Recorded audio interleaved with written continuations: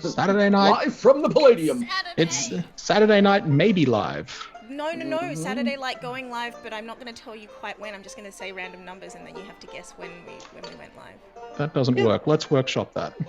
No one's going to watch our comedy special called Saturday Night Maybe Live, but but whatever.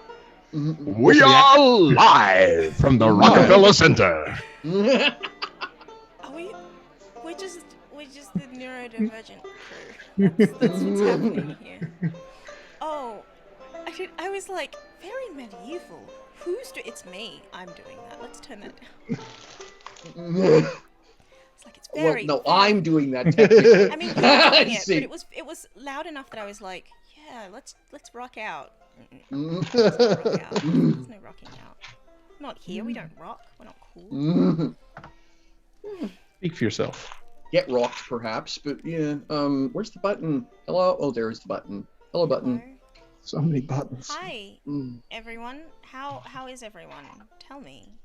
I'm good. It's my birthday, and I'm in a Jamie's onesie. Yeah. I don't have anything prepped. I'm gonna have to make things now for the stream so that I can be like, I want things to go. Oh. I can't do it. As long as you all go, I'm happy. I'm I not don't the know stream what to if do I with that try, so I'm statement. not gonna. Probably not the thing to try and enact like mid-show. Yeah. It's actually not that hard. It's actually the best thing about it is it's not that hard to It's not do. difficult. I just don't know how to do it. Oh, I can explain it to you. Oh no! No, I will not break while it. we're live. I will break it. No. We can make a mess of this together on stream. It'll be Yeah, fun. Hilarious and wonderful, and I'll be honest, I kind of want to do it now. ADHD crew down. But Yeah. Would you like this offer of a distraction? I'd love one. I'd love one. Thank you. Distraction. I'll take two. I'm sorry that I'm probably distracting the audience because I'm changing the size of the screen. Yeah, I'm just gonna say, what are you doing? I'm Stop leaving it! home. That's what I'm eating doing. cake. Make mess, says KJ. Make mess. I'll eat candy. I do appreciate that it's like make mess. I made a mess of making mess. Gives the impression that we are all drinking for Jamie's birthday. I am most Me. certainly drinking a lychee cocktail. Oh, I want one. Oh, that's good. Mm. It's very good. Yeah, my sweetie absolutely adores those. Mine's Best fruit. pear and lychee and Mm-hmm. I don't know, some alcohol. Mhm. Like a lot of alcohol. I just don't know what's in it. I'm just gonna. It's if you can't tell what it is, it's cheap vodka. I do like. I'm happy anyway. X. Yeah, what's in it?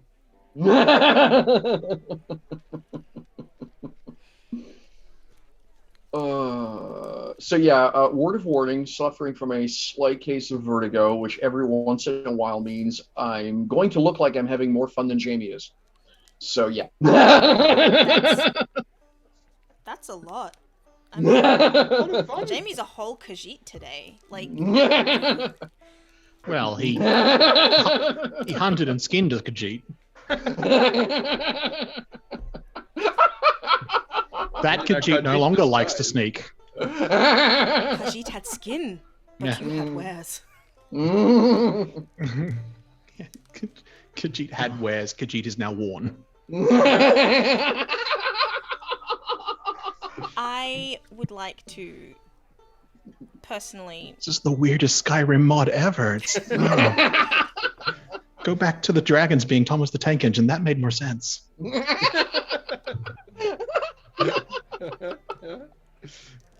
And I think my green screen likes the orange very much. Okay. Everybody's download Skyrim. Yes. Yeah. Let's re-download. I have literally just been playing Skyrim, and of all the hours I put into that game, it is the first time I've actually gotten to roughly what feels like the end. Mm-hmm. Yeah, There's I it. have never played through the main story. I'd never played the main story. I I've don't- never I played done. hundreds of hours of that game. I played hundreds of hours on the current version I have, and I definitely played a lot on the Xbox previously and other versions. And I was just like, I've never even seen like I've never even started the. I was like, we should. I'm gonna do it this time. I'm gonna do it this time. And I did. I can't imagine playing a game and avoiding the main story arc on the first playthrough. I just can't. I mean, by I design, wanted to those games are like, here's a bunch of things, like maybe the main story, but like also his other things. Like, I've run into some games which are so badly written I couldn't define the main story, but I don't consider that the same thing. I mean, for me, roleplay games like CRPGs are kind of like this. If I end up completing the game, it's completely by accident. Completely by. I've never finished. Unlike CRPGs, I have finished a campaign. Mm-hmm. Once, twice. Mm. Twice. That's nice. Oh. I'm trying to quietly open my new notebook because I ran out of pages and it's time my new notebook arrived. So I'm trying to quietly do it, but it's not quiet. No, it's just not going to quiet. I Just normally rip it get to open, about- cheer a lot. I normally get to about like 80% of the way through a CRPG, and like if I was really enjoying it, and that's like when I stop, because if you go any further, you're committed to finishing it, and then it will be over, and so it's stop, and it never ends. Mm. The one exception to that is I've finished almost every Final Fantasy, even the last one, Final Fantasy 15, which is I didn't like. I didn't like it all. Uh-oh. Is that the one where it was like, oh, it gets really good after the tutorial? It's like, okay, well, how long's the tutorial? About 24 hours. You go, no. No. Well, I mean, maybe that was a description of this game, but also a description of this game was dudes on a road trip, and it wasn't like, that's not Final Fantasy for me. That's like, I was just gonna could say, not be further from a fantasy for me. I was just gonna say, no, it's Final Fantasy Backstreet Boys. I mean, was the tag. Dudes on a road trip.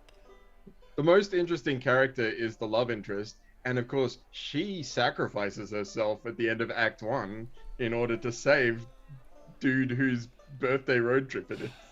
Tell me you're a man developing a game without telling me you're a man developing a game. I know. The thing is, right, like, Final Fantasy has a really good history of diversity and representation. I as far remember as these my games best go. friend when I was like, I don't know, 8, playing Final Fantasy 1 and being like, you should play this. And my parents being like, I'm not buying your games, you'll never stop. So I never played the first one, and so have not played any of the subsequent ones because I was like, no, I'd have to go back and start. The story. I have to start from 1. That they are not that kind of game. I know they're not. Whilst they have numbers behind them, they have no. This is a series where, like, was it Final Fantasy 3 was released as a different number in so Japan and America? Final Fantasy 3 is the same as Final Fantasy 6. Yeah. And Final Fantasy. So what you're saying is Final 5 are Fantasy also the is an same? ADHD But game. they were released in reverse order in America. I think it was Yeah. Final Fantasy 6, then Final Fantasy 5, which were actually 3 and 2. This was And also then Final Fantasy 4 came out. This is also why it took me so long to watch any of the Star Wars movies, because I didn't know which ones to start with. Because why the hell would you start with 3? Would you like me to explain it to you? I don't want it explained. I've I've seen them all now, but at this point, I just want to live in ignorance. Okay, that's cool. My life has been confused enough at this point, and I've reconciled the confusion. I've reconciled it. Tell me, No, you everyone, haven't. how has your week been? She says, plunging into the depths of unreconciledness. My reconciliation has been unreconciled. How has your week been? Pretty good. Okay, good. That's nice. I after a long stint of like back-to-back, like weirdly back-to-back house sitting, like just stuff kept happening where I was like, so I gonna stay here then? Because you have. Okay. I'm now back in my own bed. Congratulations. I got back and realized I'd completely forgotten I took my pillow with me, and so I was just like, whoops. And it didn't matter because my mattress is better than what I had. So I was like, don't care. Yeah, good mattress makes a big difference. I Okay. bought a new mattress. I think I had it last week, but Yes, you did. You just got it last week, I think. Yeah, you yeah. just bought Well, it it's that still day. on the floor, so no need to worry.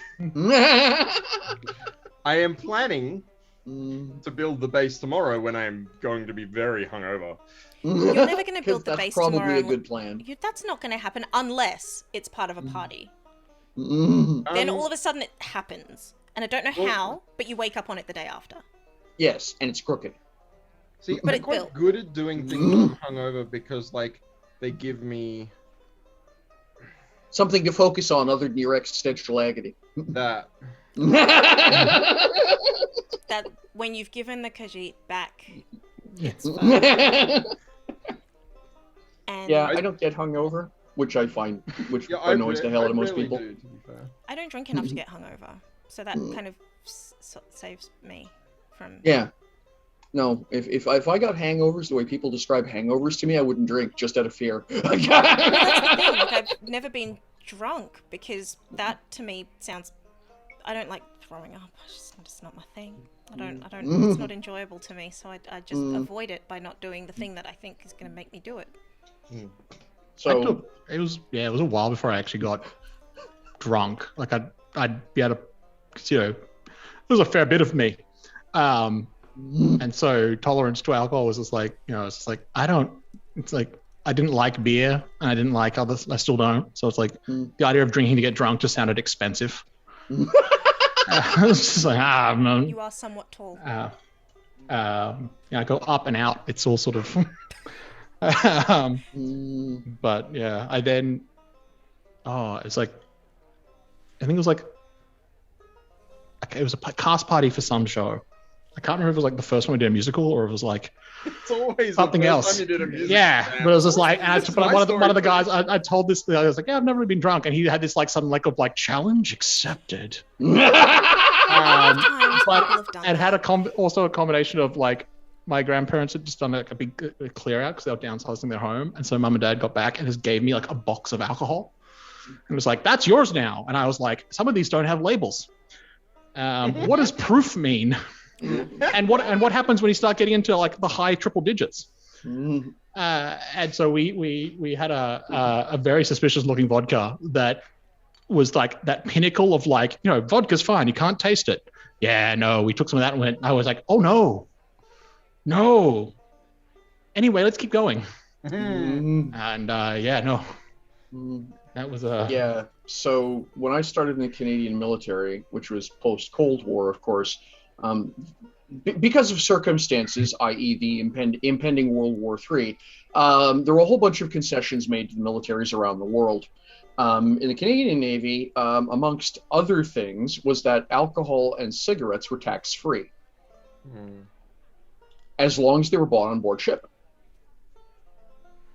So what that meant was that Friday nights on board, we had a bar set up, and we would literally just check liquor out of, we'd buy a bottle from the ship for the bar, but there would be no tax levied on it, and it would come out of what was called non-public funds. So you weren't allowed to make a profit on it, you had to account for all of it. And what that basically meant was that, and you're not allowed because of accounting rules for NPF to sell less than a unit of one. You can't sell a half of something. So the smallest unit that the Canadian military deemed reasonable to serve for alcohol was an ounce. So it was $1 an ounce. A buck a can, 50 cents for a can of beer, $1 an ounce for alcohol. You guys got a Wait, lot of was drunk. anyone sober? I was just going to say, so one of those drinks that everyone gets used to is the B-52, right? Which is Kahlua, Tia Maria, and I can't remember what the third, Bailey's, layered one on top of the other, if I remember correctly. It's something like that. Sounds about Well, right. In a bar, that's a third of an ounce, a third of an ounce, and a third of an ounce in a shot glass. Well, the problem is I'm not allowed to do that as an NPF bartender. So what I was actually serving when I was bartending was what we refer to as B1s. Which is a B52 with a much bigger payload, right? Yeah. That sounds delicious, but also like we're not at work tomorrow. No, I'm just gonna say I will remember. I do remember one party where I cleaned up one of the side, what they call the breezeway. It's the walkway on the outside of the ship with a fire hose. So yeah. I can't remember if I've told this story on stream or not. We were in Bulgaria and we went for a wedding, and we'd gone out for dinner, and then we came back, and there was a place we'd gone to lunch for, and there's the same lady saw us coming back, and she was like, "Oh, you're here for more drinks?" And we were like, "Oh, well, we are looking for a place to drink, but you clearly don't have any tables." And she just went, "Nah," turned around, just yelled something back into the store, and these three large men appeared and essentially built us tables out of planks and barrels. Yeah, and I was like, you have recognized that the Australians will drink. And you do not want us to go drink somewhere else. But we had, one of my friends was pregnant at the time, so she was obviously not drinking, but living vicariously through others. And so we were looking at the shots, and she was like, "I'm going to get some people some shots." And we're like, "Okay." And so the lady came over, and we're like, "We'd like to get this thing, the top end shot," which I say top end in Australian money it was like $2 or something. And the lady's like, "Okay, 10. And we went, "Whoa, no, we just want one." And she's like, "Yes, 10. No, 1. We want one shot." And she's like, "Yes, 10. And we're like, "What?" And then she's like, points at the menu, and in very little writing, it points out that the shots come in sets of 10. And the price that we had assumed was not too shabby for one shot, got you 10 shots. It was for a rack. Yep. and that we went, okay, but even funnier, what's the cheapest of this? And it was like $1 for 10 shots.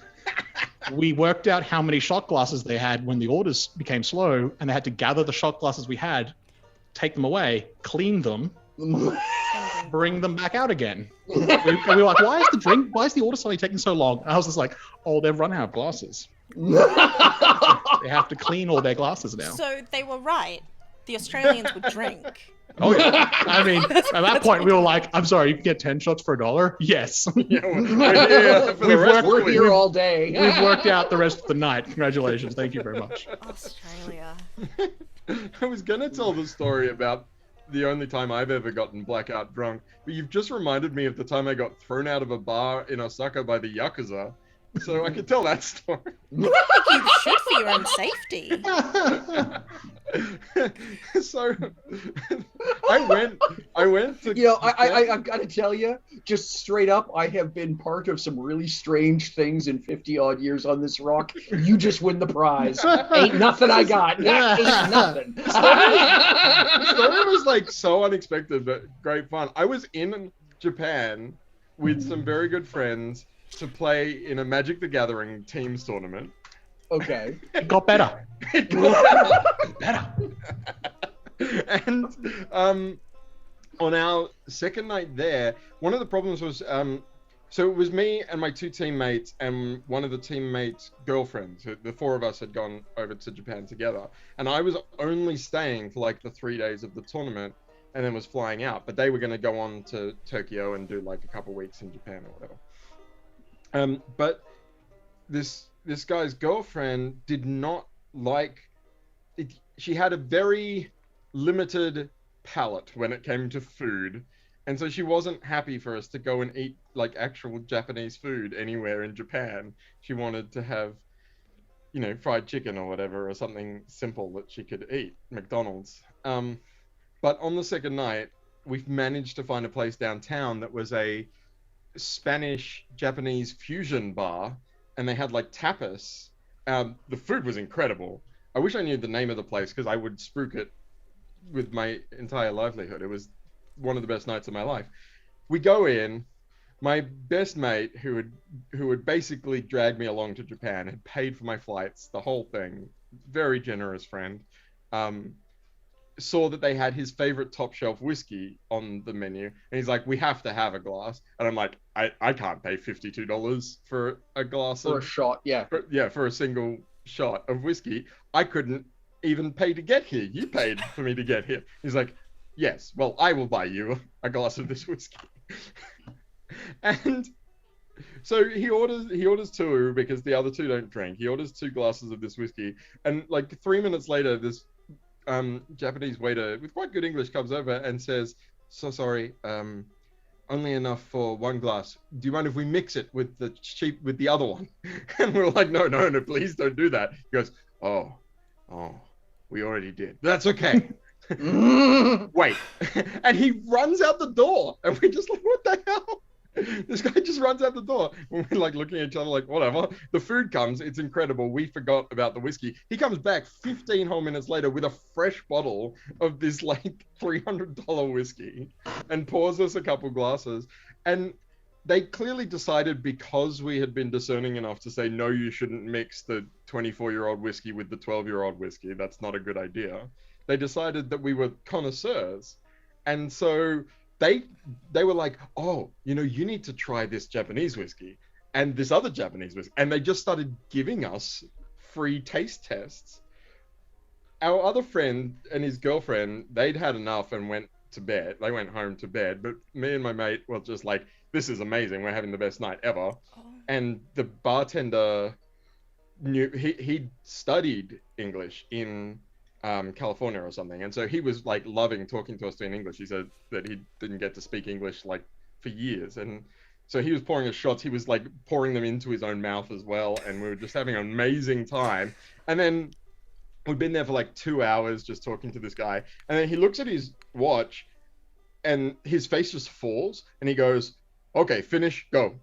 And like, he'd been so nice, and we were just like, that was and weird. And we were like halfway through a glass, and we're like, is everything okay? He goes, oh yes, but in 5 minutes Yakuza come. And we looked over our shoulder. There's a giant Japanese guy in a white singlet with tattoos down his arms, just staring holes in the back of our heads. And we both just immediately gulped our drinks and just scurried out. Downstairs, there were 2 more nearly identical dudes standing outside in front of a giant limousine. And I kid you not, 13 identical girls in white fur coats. And it was just like a scene out of a movie. It was wild. I love Japan.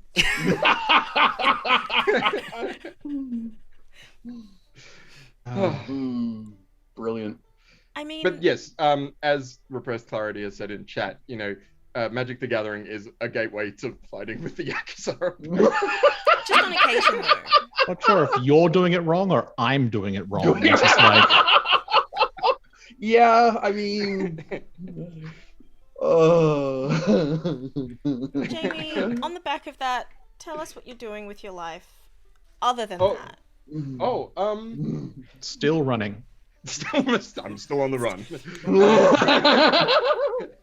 Don't stop! They're gaining on you.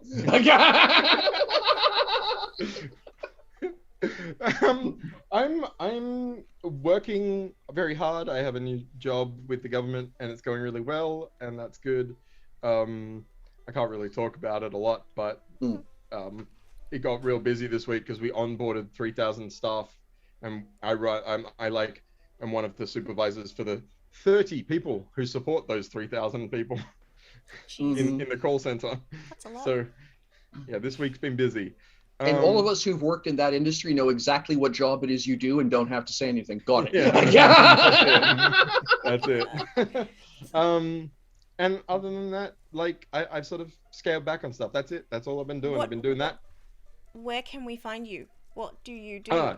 You can find me on Twitter most of the time, which is at Muffin Manifesto, which is around me somewhere. It will be down probably here. It doesn't matter. It's on the screen. It's on the screen. Follow me it's at there. Muffin Manifesto. Just I mostly just retweet people who are smarter than me. It's also in chat. Yeah, brilliant. It's in chat. I need to update that, I think, because it also mentions the other game I was in, over on Know Your Role, Raktus. twitch.tv/Raktus, playing Blades in the Dark, which is finished, or Oh. at least the first season. I don't know if we're going to do a second season because scheduling is really hard, but it is worth going to look at the YouTube because it's Scheduling, ultimate boss fight. That's right. That season of Blades in the Dark was good, and you can also check out lots of the work that I've done in the last 12 months on streamshakespeare.com. I directed 3 shows for them, and I was in about 15 over the last 12 months. That's a And lot. most of them are free on YouTube.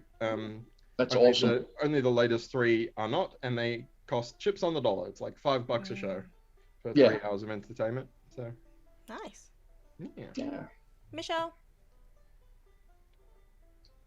Oh wow, the hard questions in life. So yeah, I'm another one of those people who works at a job I really can't describe. But all that having been said, not a bad week. Life has been treating me well. A little bit of mild grumblies just because the weather here has been crap, and I have all kinds of things I want to do outdoors. But beyond that, I mean, I figure, well, yes.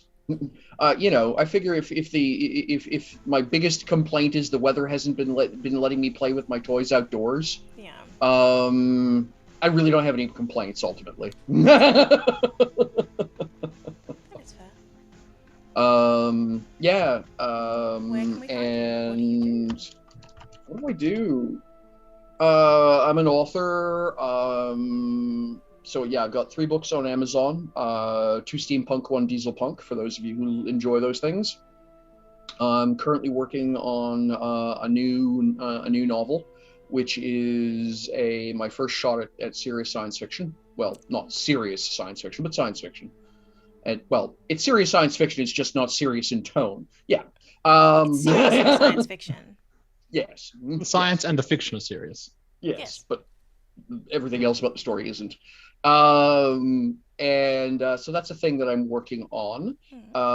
Also, Sunday mornings, which would be the day after Saturday mornings, I've got my own live stream, 902PE Gaming, and I talk about, amongst other things, this game. I do a set of campaign diaries for those folks who want to hear what the other games I'm running.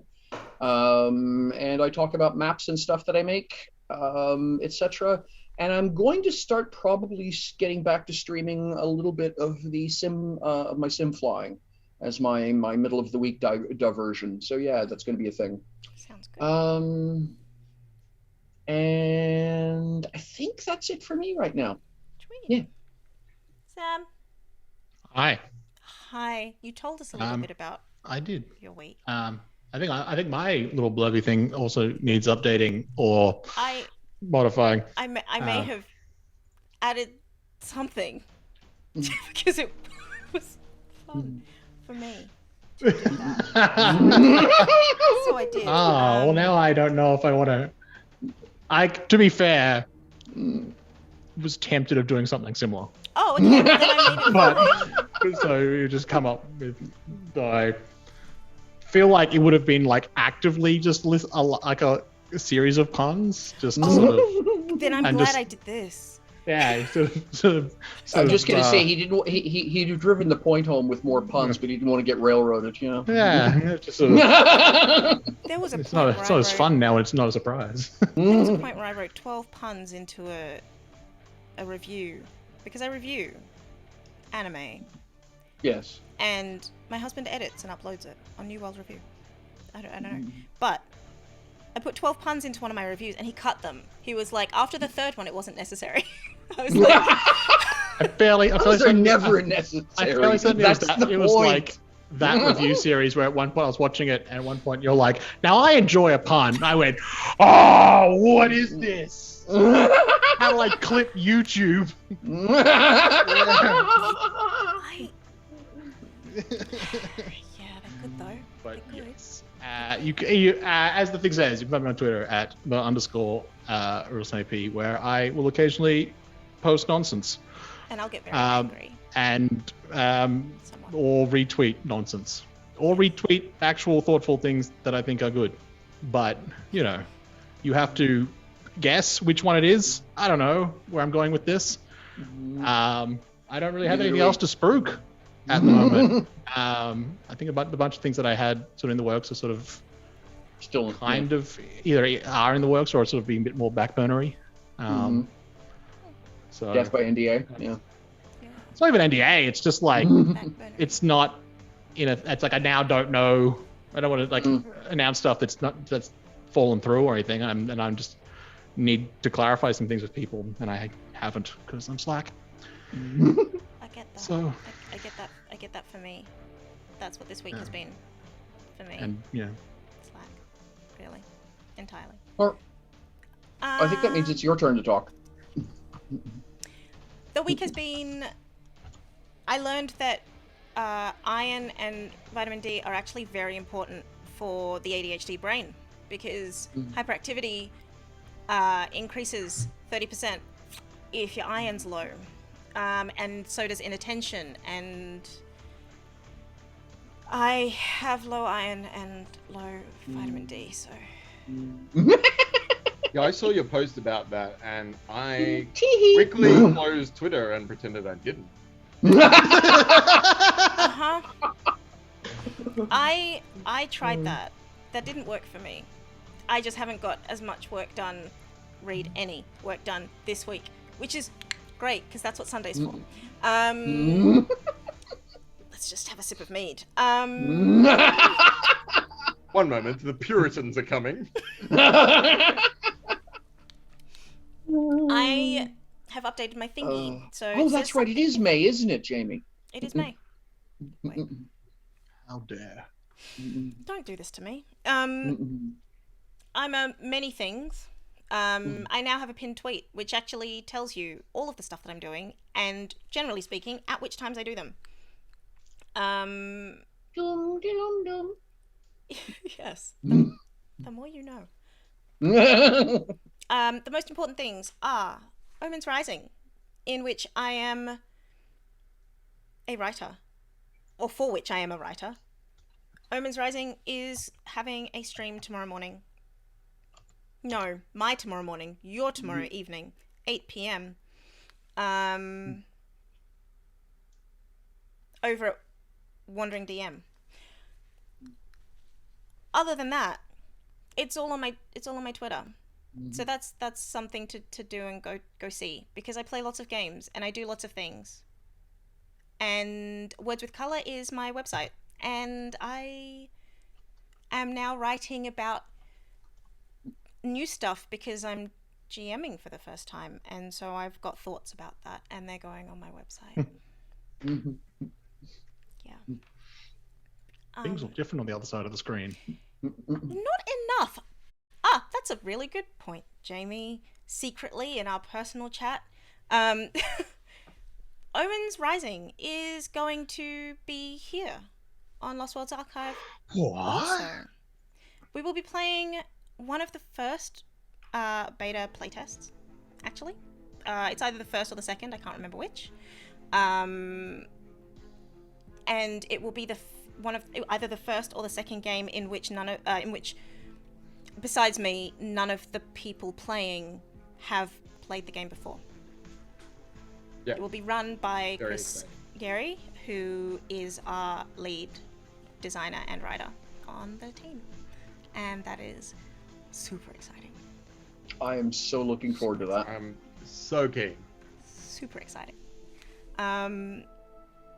Because this game is looking like it. There was a stream last week and someone said, "It seems emotionally aware," and I was like, yes, it is. That moment when the audience gets what you, the writer, have been trying to get across. Two of the people playing on the playtest, the pre-alpha playtest, decided to play My Culture, and Fantastic. they described their characters. And I was like, My babies are all grown up. I just started squealing, just quietly. As you do. Just like, They're doing the thing. to myself. And then they started describing other stuff about the characters. And I'm like, I'm in love. So, yeah. Check out that playtest, Fantastic. it's amazing. Shall we have an opening sequence now? Do you want to get started, I suppose? Do you want to, like, 34 Yeah, minutes in, do speaking you feel of like playing a game? Characters that are emotionally aware. Do you want to play some characters that are absolutely emotionally aware? Should we do that? Well, if we were to do that, alright. we'd have to re-roll, but we suppose we could play our game. How dare. Let's do that. Yeah, sure, why not?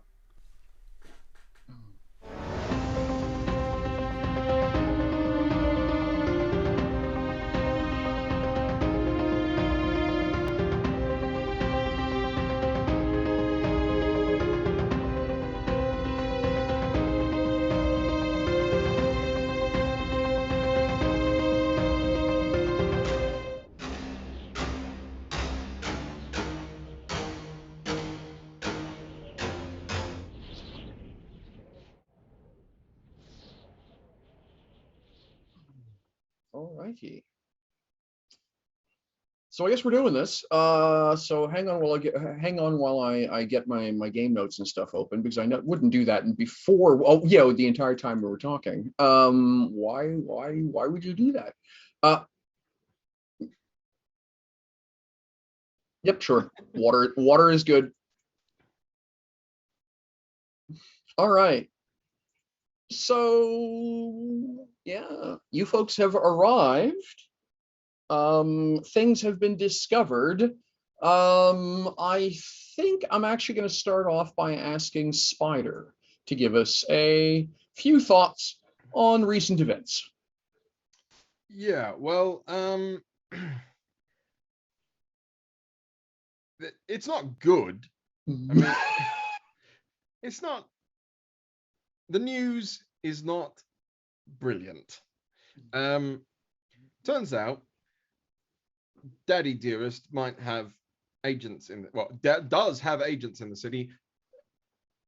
Vaguely possible he's here himself, which would be really bad. At least for us. And I'm mostly concerned about us. If he just happens to be here following other interests in Dusseldorf, that's weird, but I'm more at peace with the idea. Anyway, we met up with our cousin in the Dashamali, who told us that they knew the location of my grandfather's crashed airship, which was, a very surprising piece of news, given that no one within the Confederacy was aware that the ship had even crashed, just that it had gone missing. And it's not too far. It's just a few days out of Cliff Spider, if I remember correctly. Which is where we're heading. And yeah, I'm very keen to make tracks up to the plains, where I feel like my father is less likely to spread his influence.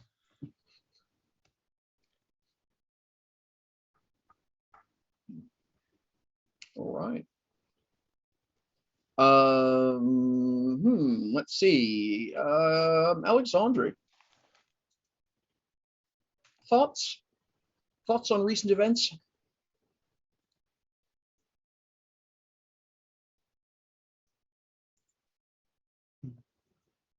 Mm-hmm.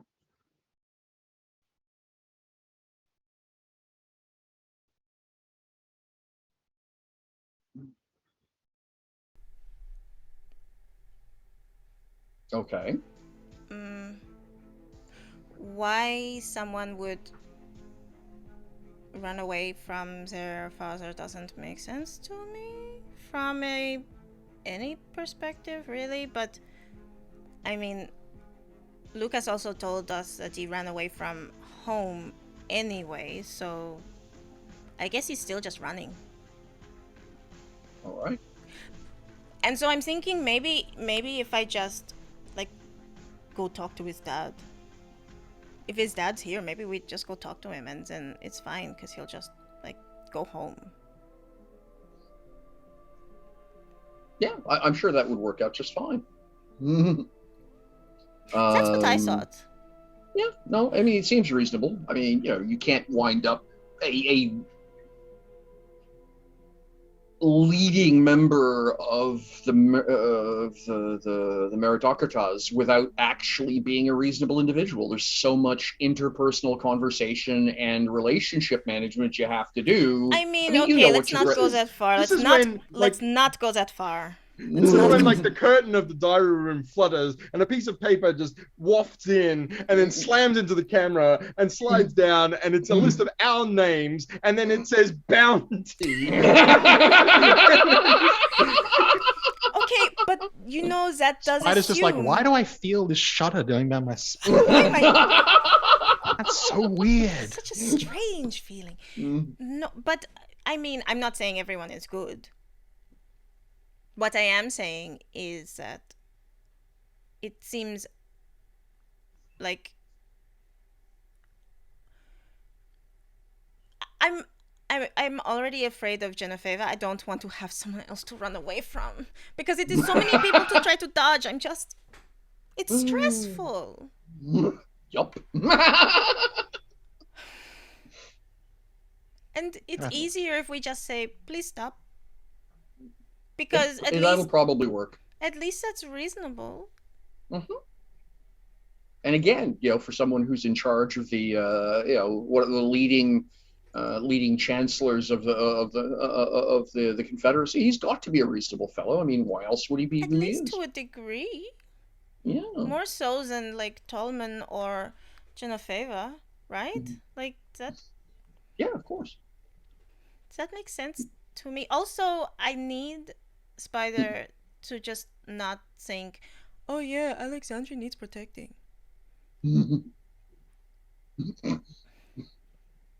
I think now you're being unreasonable.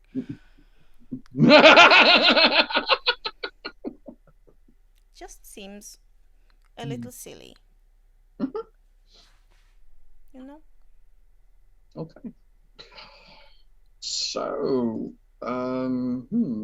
well, I suppose that only leaves one other elephant in the room. So my soul, actually, Hi. or my soul, or your dragonoid friend, whichever feels like more like, you know, chatting right now. Thoughts on recent events, if you'd be so kind. They have a bounty on them. It's kind of neat. Do you want one?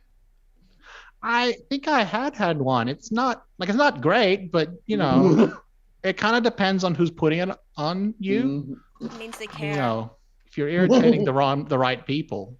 You only get a bounty if they love you. Not my experience, but you know. That's what they say. If the boys love you, they'll put a bounty on you.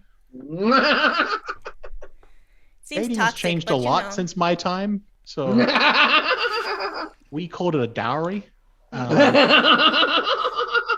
Oh. Language drift, I guess. I don't know. Language drift. Yeah, it's different now.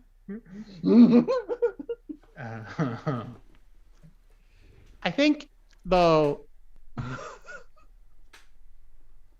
given the way Jasper reacted to the news that his father might be near, says a lot about his father, but also says a lot about him. So that was interesting. Explains a lot in a way. But we get to now go possibly meet some new people. Yorkans. We get to see an airship. That's fun. It's broke. So just need to be careful, I guess. That's all right. I've been doing that for a while.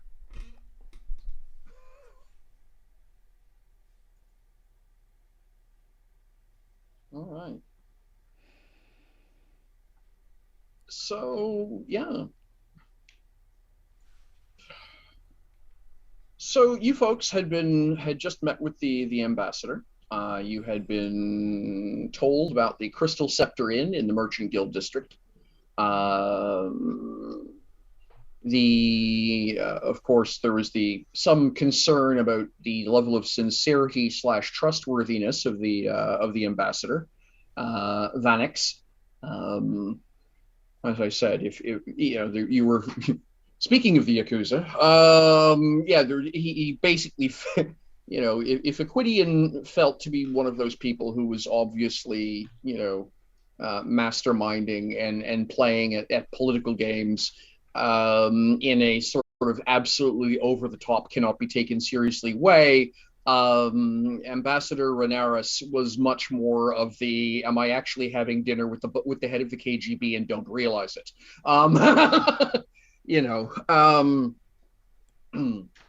So you folks had left. It is the 17th of Yggdrasil. It's early morning. And yeah, in the background, of course, is the constant rumble of the waterfalls. The town is busy and buzzy as people are getting organized for their day. Shops are opening, etc., etc. What now? Well, first of all, Spider has donned a disguise in the meantime because we had some time. I believe Alexandria refused to let me help her with her makeup, but Alexandria does not need help with makeup. I'm sorry. What? Alexandria and Jasper have very different objectives with their makeup. I'm not saying you don't look good. I'm saying you look too good. And what does that even mean? Anyway, I lost that argument. Yes, immediately. Mysel can just put like an obfuscating thing over everyone to sort of stop people from noticing. Yeah. We discussed that. I think nonetheless, Jasper has entered paranoid territory enough to have disguised himself. I should have come up with a disguise in advance, but here we go. We'll do it on the fly. I was just going to say, is it time for the Tarantino tumblers to make their grand return? No, because that means I have to wear a veil. Spitballing. Just spitballing. But what about like, I don't know, like a striped onesie? So yeah, Spider is disguised as Khajiit. Alexandria's disguised as a dragon. Oops. Well, I can do that one. That's not even hard. No, yeah, I think Spider is disguised. Why not go somewhat more difficult than necessary? I think Spider is. Remind me, Michelle. I believe there are oh my god, my brain. What are the like? Have another cocktail, you'll feel better. What are the demon-blooded people in D&D called? Tiefling. Tieflings, yes. Tiefling. The tiefling. Yeah, we have tieflings in this world, right? They're not exclusive to the Empire of the Burning Lash. No, so what it is that every nation has got some of everybody. The question is but the proportions change depending on location. Because of that entire messy 100-odd years of trying to murder each other collectively war, tieflings sort of are kind of side-eyed as a primarily burning lash. The nobility of the burning lash are almost exclusively tiefling, which means they're very much not nobility everywhere else. Yeah. And I think like there's something to be said for a disguise that draws attention, because it's like, oh, that person is unusual here, in a way that like they don't ever think that you would be the person who would be less noticeable but more important. So I'm not sure. Is this the espionage equivalent of peacocking? It's hiding in plain sight. I have to distract people from Alexandria. So we're going outlandish. Just okay. Yeah, you do have your work cut out for you for sure. That's it. Alexandria likely has pulled up the hood of her cloak. That's. I mean, it's cold. Yeah. I feel like challenging Alexandre is not always the best course of action. Probably not the best course of action. I think on the other hand, I think it's a fantastic strategy that needs to be pursued to its fullest. Oh, look. Yes, you would. I'm not saying the results aren't interesting.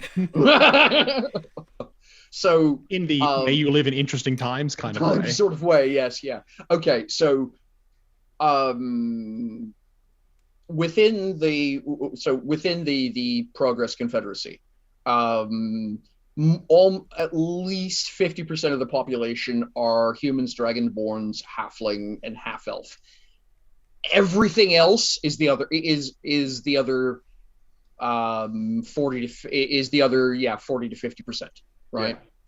Yeah, so I think Spider has gone like fully black eyes, some sort of like special contact thing that he's got, and has like pink skin and bright pink hair and like just like these ivory horns that like run through the hair. It's an elaborate disguise, theatrical in nature, but he's selling it. Okay. And a very bold green cloak over the top, like emerald green with trim. And because I can't help myself, it has wooden toggles on it down the front. Which is another longbow reference, which I hope someone gets.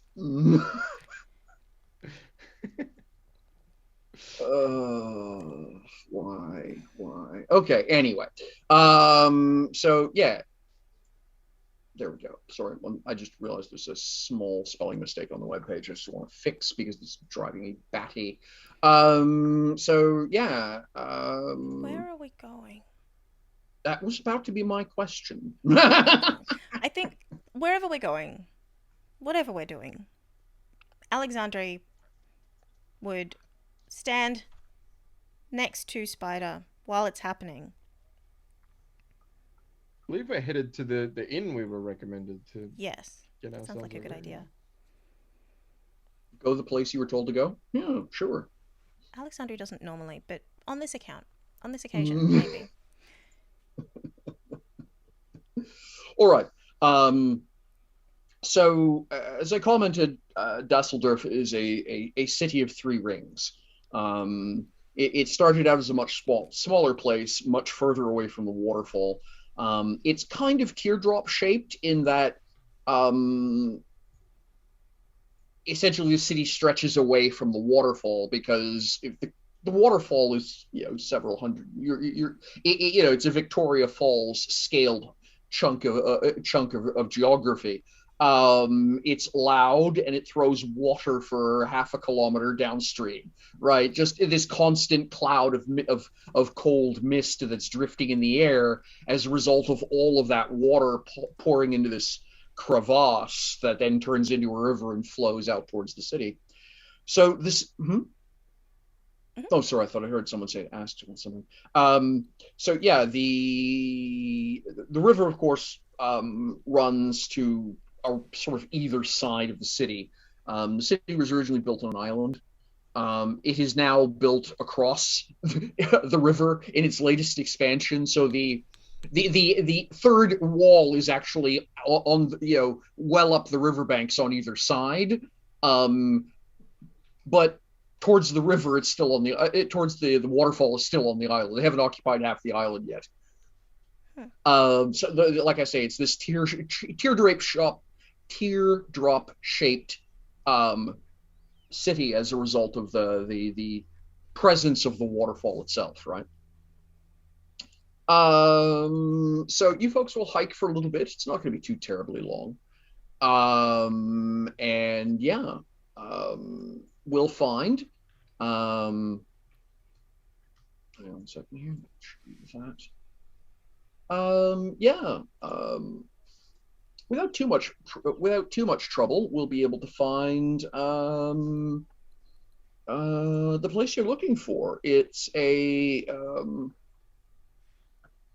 modest. Okay.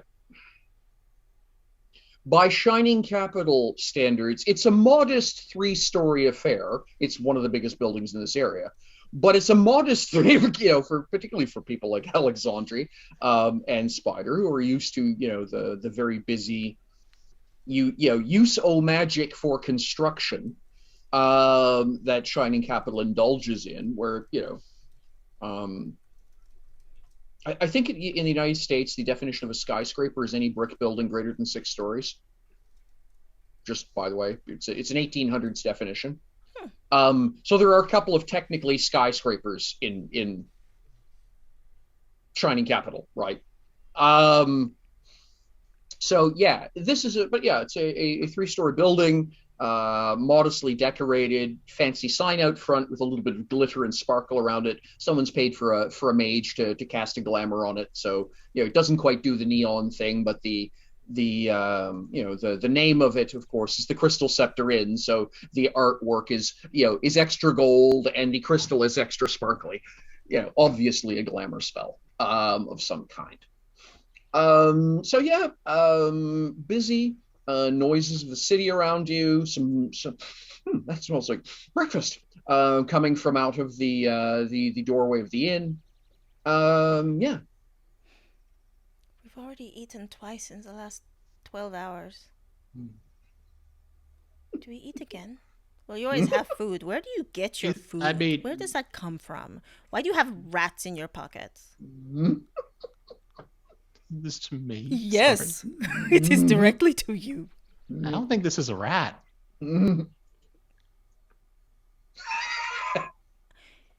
It was a rat. Now it is not. Now it is a part of a rat. Pretty sure it's a lizard to begin with. Should you just not eat lizards though, because you're part lizard? Like maybe you shouldn't do that. I mean, it's cooked. But hey, something growing child?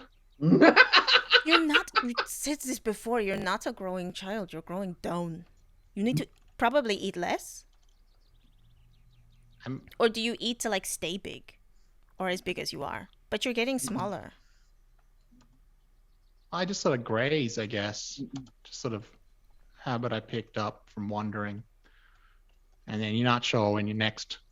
Sometimes if you go far enough, you're not really sure where your next food is. When you get food, you make sure you can sort of keep it, and you get quite good at noticing where the food is. Do you have to eat enough for both you and? I don't think so, but I also think I eat more than I did. What does he eat? But I don't think it works out. But it is fine. Does he eat rats? No. Does he eat whole hounds? Not recently. Smiles. I mean, you're smiling, but that's you're returning to creepy kid days. I mean, he used to be really big, and then but I think dragons don't need to eat as much as you think they would, and I don't know why, because they were really big, and that would just I don't know if there'd be enough food for long. Maybe it's a magic thing. I don't know. Where do you think they came from? Like dragons and giants and the big people.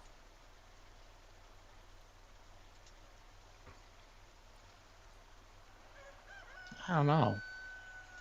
I mean, it was... Or where did we come from? Because we're small. I mean, I'm small, but I mean, you know what I mean. Not giant. I guess, well, is there like a Is there law? Is there established? in world? Where did is there like we evolved from thingy, or it's like no, the god of blah?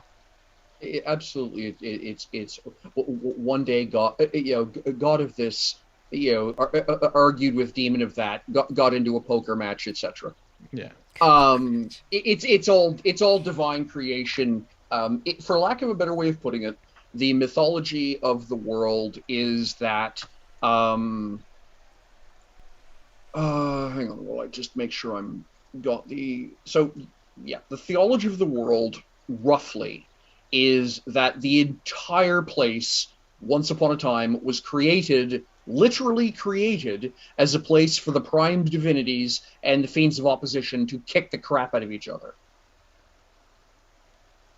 Seems fair. The world is the fossilized arena of battle between the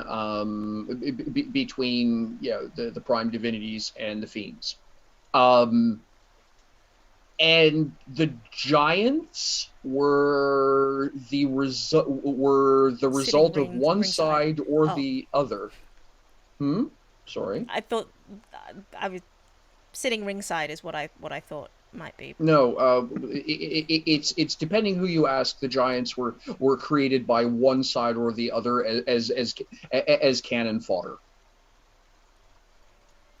So what you're saying is these deities were fighting by themselves, but then thought, "Hey, let's Warhammer this," and so created small miniatures. Are you saying now that the giants created miniatures? Is this where we're going? I didn't say that out loud. No, that's actually one of the. I'm preempting. So this is actually one of the great questions. Is it's generally accepted that somewhere along the way the giants enslaved the quote lesser races. That's the entire Giantkin Empire. Yeah. Spans 1,000 years of history. Yeah. The problem is the giants didn't bother writing down where they came from. Are we sentient Warhammer pieces? Yes. That is In my now. head, I was like, there's been so much strife over different people's choice of paint for their pieces. Like, I would like that. That is as fair an evaluation of existence as almost literally anything. Why didn't I get? giants looking up at the gods, going, "I learnt it from you." Why didn't they make me a full 6-inch figure though? Why did they lost a piece? You were supposed to have a taller base. They ran out of plastic. Damn it! My base is Real- faulty. Really imprecise molding technique. Shrinkage. It's a constant problem with cast molds. Yeah. Also, I'm just imagining now that everyone in this world has slightly bigger heads and hands than like what we think they should have. Are bigger heads more attractive or smaller heads more attractive? Like, Just easier to model. I know, but Easier like, to make does that mean miniatures of. Alexandria having a much bigger head Oh, because right. it means it's now easier to like put makeup on? Is that the deal? Because now the whole culture is designed around that. It's a whole culture you just made there. Oh no. Um, Your nonsense catches up with you. so we're at an inn. well, you're outside an inn, standing looking there, at an suddenly inn. discussing theology. Yes. We are out an inn. Yes. So we in The inn? No, out. The We just inn. said that. in and out. Shake it all about? No. 12 burgers for $1? No, we've had breakfast twice. I'm not hungry anymore. Come on, Alexander, I keep was- up here. I was curious how Alexander is now. It's because it's now topsider food again. Yeah, but we just ate with the emissary. We just ate with him. And we ate underground. Like, it's this, and we haven't been to sleep. Like, it's That's why we're here. It's an inn. We don't have to. I know, but eat. the food smells good. You know I have to eat something now. Well, you can eat.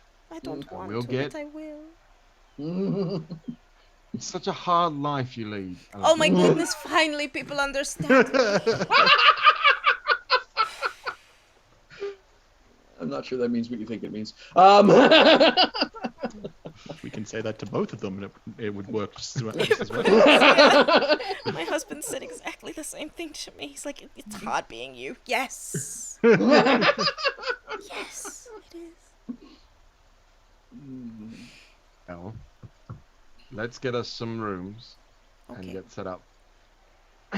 Okay. Do you want to stay here in Dusseldorf long? I'm sort of worried it might be quite dangerous for us here.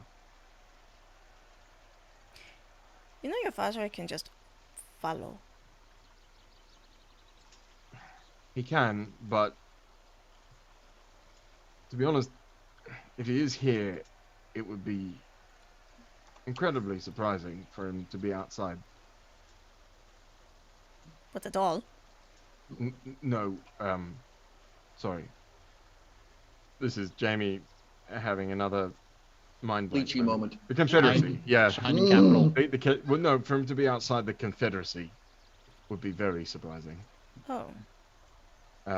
Not completely unheard of, but you know, there's a treasury to run back in Shining Capital, and he's the one that does it. So That does make sense, I suppose. um, Why don't we find your... I mean, if he's your here for friend. you, that's still impressive that he got here so quickly. Yes, how unless did he beat they're us here? unless they're preparing for his arrival rather than yeah, I mean, him having agents here is scary enough, to be honest. So why do you think that they would not be where we go next? Well, the big difference is the mountain range between us and the Confederacy when we get to Cliff Spider. Why is it different? I can't answer that. If it feels different. GM, does it feel different to Alexandre? Compared to what? I have no idea. I have Well, nothing. in absentia of a different- frame of reference, it's difficult to make a comparison now, isn't it? You're going to have to establish some criteria. Okay, different to where we are now. No, it feels exactly like Feels where you exactly the same. Yeah, that's what I thought. are now. Yeah, no, where you are standing feels like exactly where you are now. No, Yeah. No, no, no, she's no, no, saying, no. does the idea of Cliff Spider Here feel to different? Cliff Spider. Well, you don't know. You've never been to Cliff Spotter. No, okay. Let's change this. I'd like to use a boon. The point is, it's further away. physical barrier. Physical Literal barriers physical barrier. isn't helpful if... I mean, if we can get there, someone else can get there and follow us. It's not... I will feel more comfortable defending myself with whatever force is necessary if I am on the other side of that cliff, Why? because I am less likely to be dragged back to Shining Capital by a dead man. So, on the other side of the mountain, you would just kill whoever it is that tries to take you back. If I had to. Do you mean the person you saw, or do you mean your father? Yes. You would kill your father?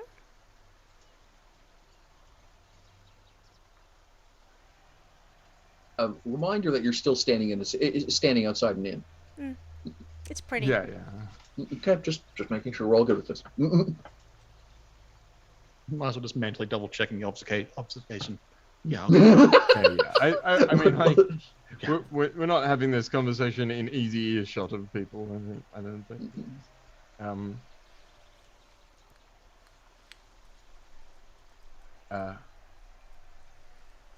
if my father attempted to stop me from finding Lucas, absolutely. What if he wants to help?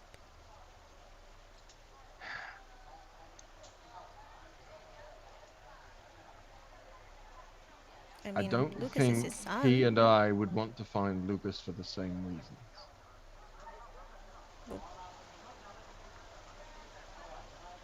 I don't understand the difference. No, you don't.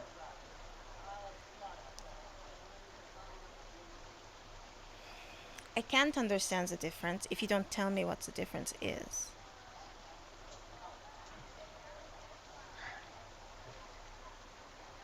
Maybe we could go inside and somewhere a little more private, and I will explain some things about Lord Cedric Edgewood to you.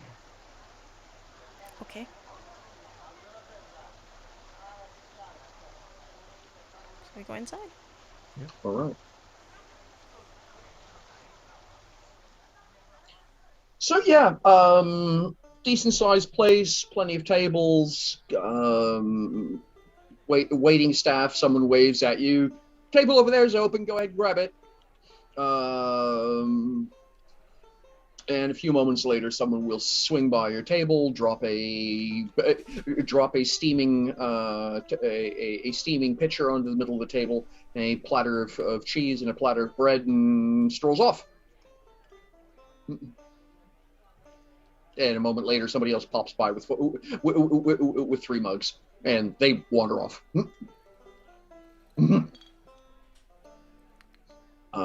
People coming and going. Pretty busy place. Merchants, men-at-arms, a few nondescript travelers.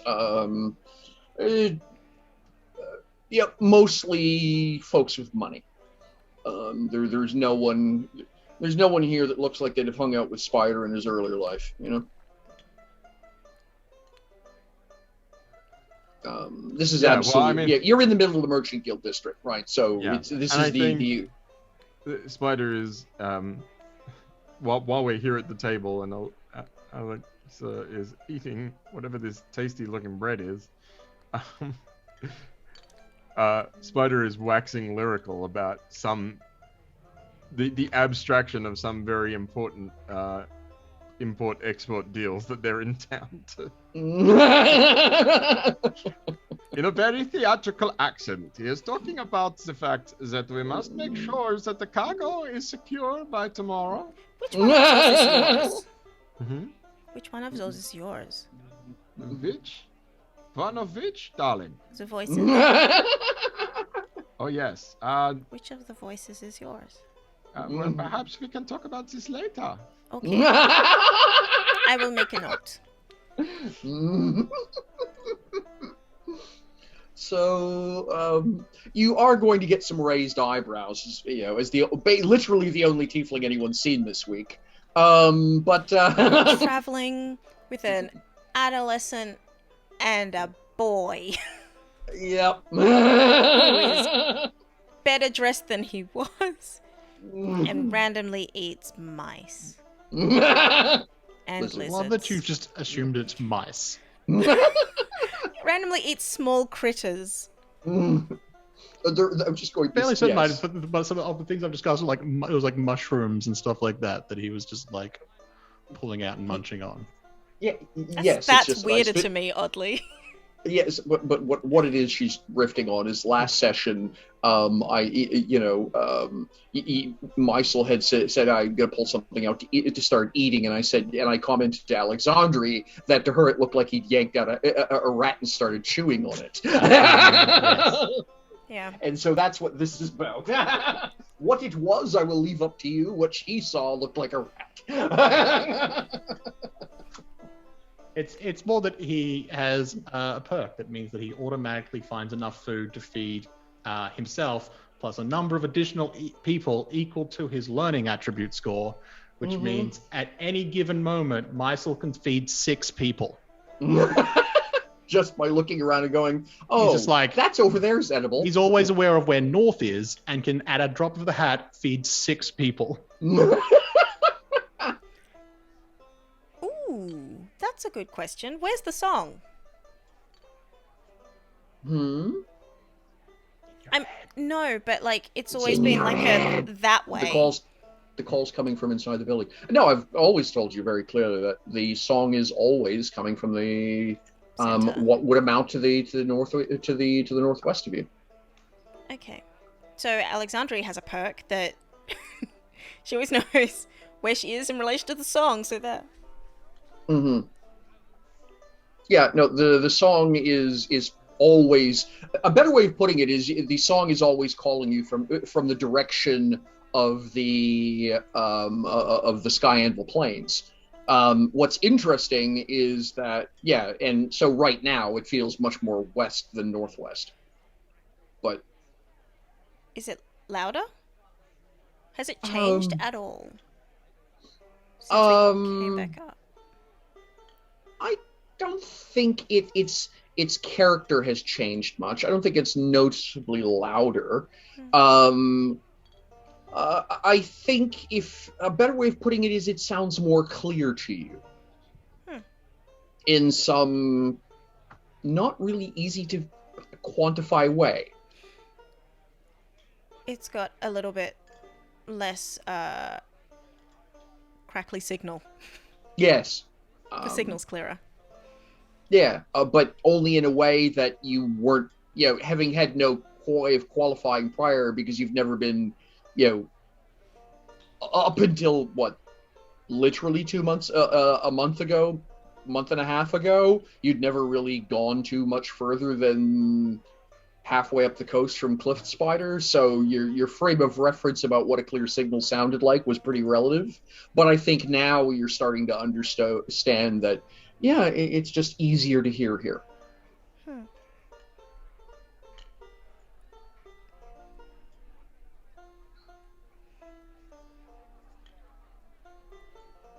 Okay. How do we get to a room? Oops, sorry. So what was going to happen after a few minutes is one of the servers will stop by the table and ask if you'd like anything else. Basically this is sort of the equivalent of the buffet. It's a couple of silver each. They've got 3 different kinds of meats. They've got 3 or 4 different kinds of cheeses. They've got a couple of fruit juices, berry juices. They've got 2 different kinds of milks. Whatever you want to go with that. Eggs, sliced root vegetables, whatever you'd like. So they can build you up a heaped plate. And yeah, if you folks are looking for rooms, they're kind of puzzled about that because most people aren't here first thing in the morning looking for rooms. They're here in the process of having breakfast and leaving a room. But yeah, they can arrange you a room. Give them. It's going to take a few minutes to get one. For basically to find out how many empty rooms they've got once everyone's cleared out for the day. Right. That is very kind of you. We have had a very tiresome journey, and we are ready for some rest.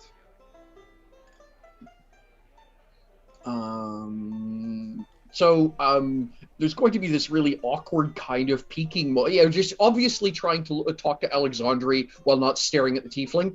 And then we'll talk, and then we'll nod Bob and toddle off back to the bar with whatever it is you folks decide you wanted to pile onto your bread and pile in alongside your bread, cheese, and mulled wine.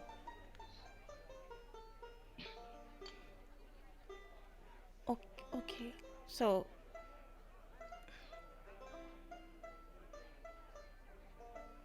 I really don't need protecting.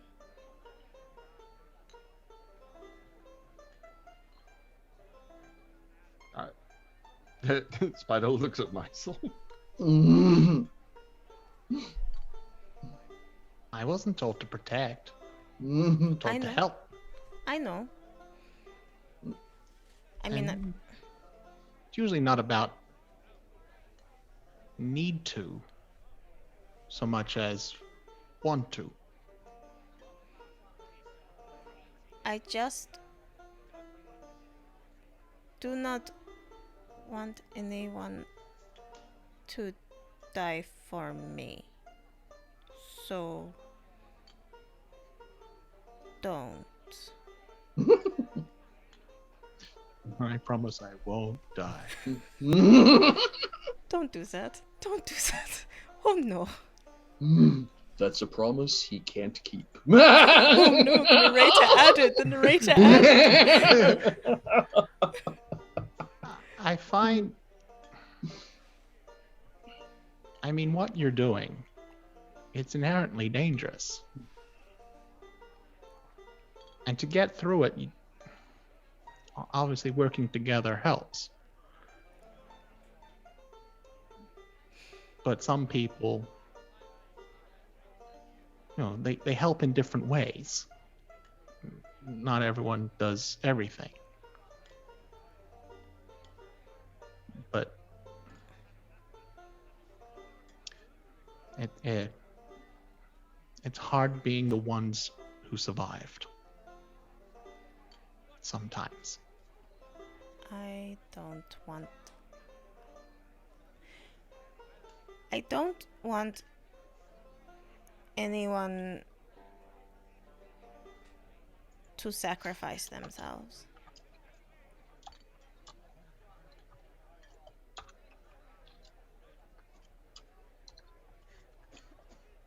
I think the problem is that's going to be a personal choice of what you're willing to sacrifice for.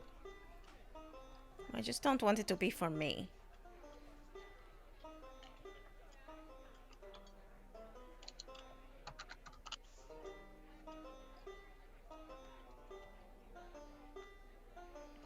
Okay, Spider. Sorry, were you talking about me? This is Klaus. I don't understand why you do the voices. So, Like, you have the whole costume. I don't know why you do the voice as well. would this be helpful if we had more privacy? Perhaps all of this could wait till a private moment, as I suggested while we were outside. You know, I think I can deafen everyone. Have we, received our food?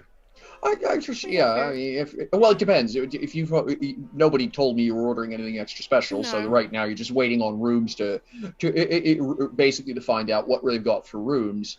So it'll be about 10 minutes later of idle conversation involving Alexandria wanting to know why voices and Spider as Klaus saying, because I'm in costume, you dummy. I'm in disguise. So, to be clear to the players mechanically, Mysel could phantasm their table. So it's just like within this box, I control all what people outside of said box can hear, see, smell, feel, whatever. And it just he just passively just keeps it like they have some inane conversation about shipping. Yeah. While we could talk, but that the sound that comes out is just, or we just link up telepathically. Less keen on that plan. In character. No peeking in my brain. I don't know how I feel about that. Not peeking. You wouldn't be able to see anything. You just sort of enables communication. In my head? You did that already. You did that before. I like that first idea. That reminds me of a friend of mine back home. Can you make it so Spider farts occasionally and people smell it? I mean, I could. Since that's funny, let's do that. What could possibly go wrong? But people outside, not me. I was just gonna say. So so I'm curious. What does Mysel know about Dragonborn? Or about not Dragonborn, but rather about Tiefling. About tieflings. What do tiefling farts smell like? Lots of sulfur. I can roll now. Yes, but you don't want to do the origami dragon thing in a bar, okay? No, in terms of who is better at recalling information, it's Mysel more than Hio. That's 32. Yeah, okay. So compared to everyone who might feel to Watcher's resolve. If anyone has a 33 resolve, then they can see through it. I'm So not even going to bother close. rolling. It's not important. At that point, we have bigger We problems. have bigger problems. So that's what's happening. Yeah, I'm if just someone's gonna like, pointing it out, we're like, no, no, let's just leave. The city. Yeah. The continent. We're running. All right. So you guys basically put. Now here's the problem. Of course, is at some point, Mm-hmm. the wait staff are going to be coming and going. Yes. So what happens when they walk in the box? It's Alexandre shotting. like my soul is aware of what's happening, so he could provide. Like it would still feel. Like it wouldn't be able to hold a jug. But if like Mysol just like took it, Yeah. they would see and feel whatever the hell he wanted to, so he can just make it, and he can Okay. sort of do. Just checking. You can kind of like keep all that stuff going. You have to like technically you have to spend a minor action to keep it all going, but essentially it's like the example is literally you could have an illusion just carrying on a conversation. Okay, but at the point you folks are literally sitting here chatting, there's plenty of minor actions to use. Fair enough. Yeah. Okay, cool. All right, cloaking device engaged. Go ahead and chat. I wish my mate Treat had known this trick, mate. Would have cost him a lot less hands.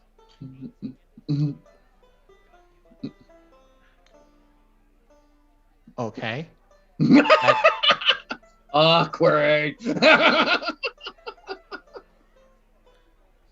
feel like I'm both missing context and also don't need context. I don't want context.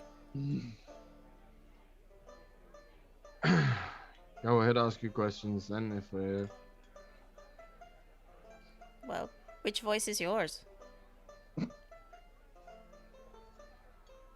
I mean, this is my voice.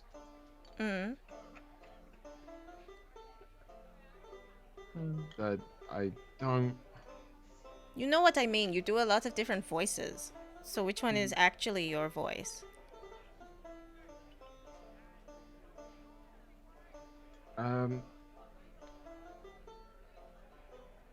It's actually a harder question than it sounds like.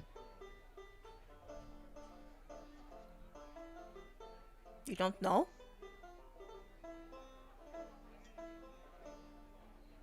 This is the voice I've chosen. Okay. I didn't know it was possible to choose a voice, but okay. There are a lot of things you don't know, Alexander. And I'm not saying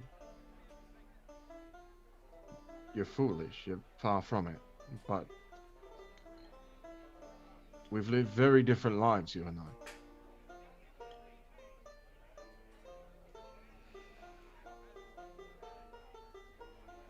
The voice that I used back with the ambassador was the voice of my childhood.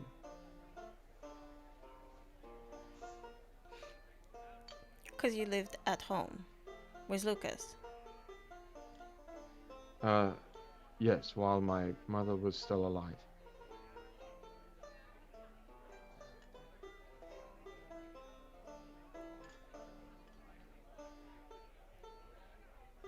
Why did you leave?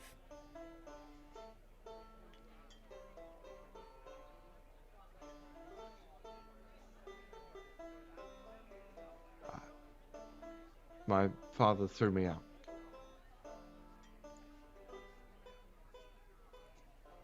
Why would he do that? He didn't like me. That doesn't make any sense. It might not make sense to you.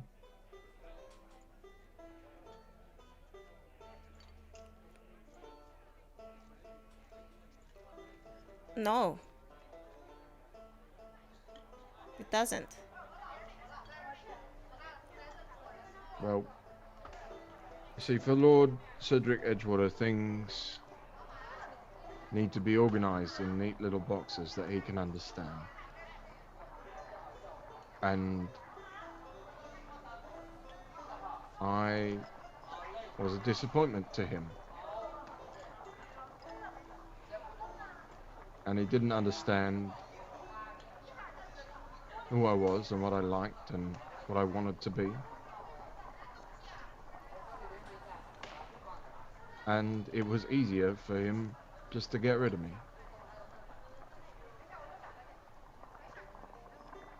That doesn't...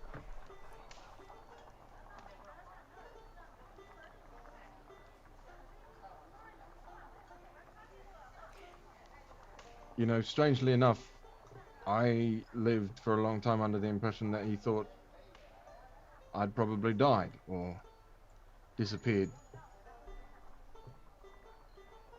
Because there was never any indication that he had any interest in me whatsoever. Lucas was my only connection to the family. He was the only one who did like me. Well, I suppose Lady Edgewater was always very kind to me as well.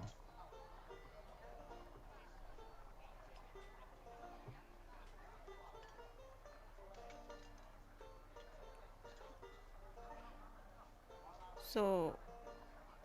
But now you know, he definitely knows you exist. He sure does.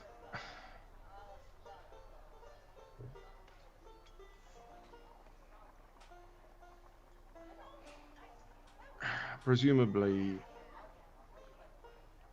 he worked out that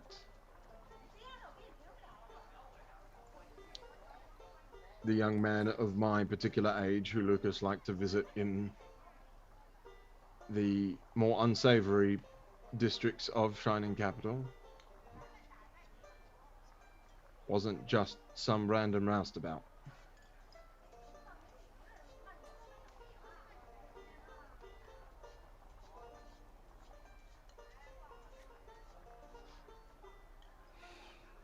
I know it's hard for you to understand not being attached to your family, because you are. But that's not true for everybody. And I made my own family out of the people who shared my interests and values in the city, rather than the people whose blood I happen to share some of.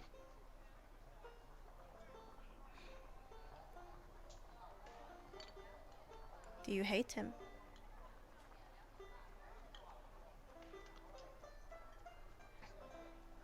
Yes, I do.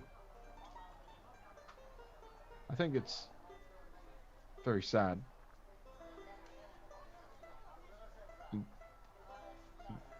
But he's earned it.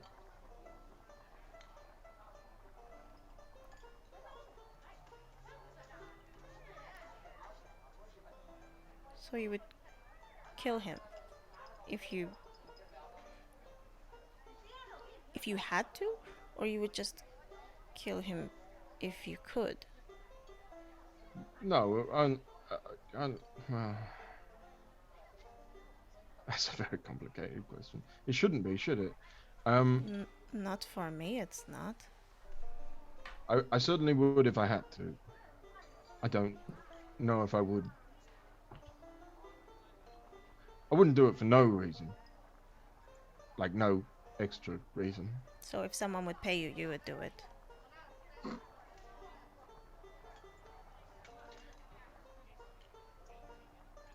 Assassination is a much trickier line of work than thievery. I think it doesn't seem that way to people who don't know crime, but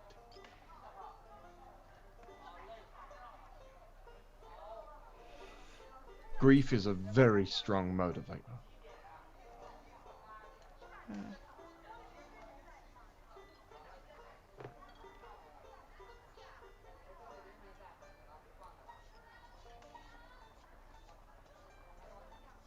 I don't think I would take that contract, but I wouldn't tell him that it existed. What do you mean? If someone else took the contract, I wouldn't stop them. I see.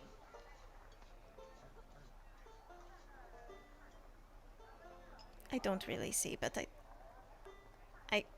I understand the word you're saying. You have to understand, up until the last couple of months, if I found out someone was going to assassinate you, I wouldn't have told you. I'm not surprised by that. I didn't know you.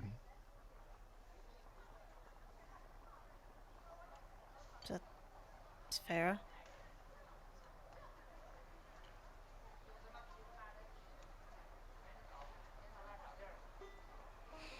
So now your father has someone following us. Looking out for us, at least. But why not? Like, why only watching, though?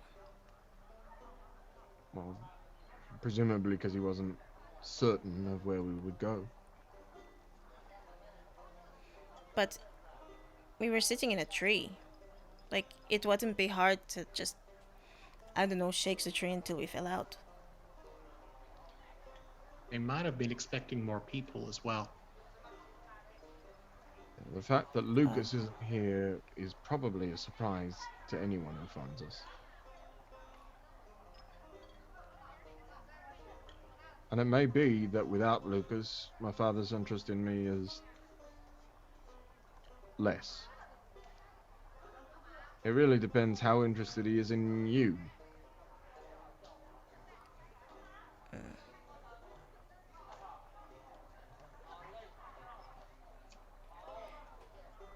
But I haven't done anything.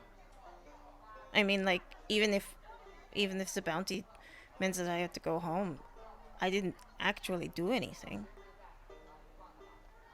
I just exist.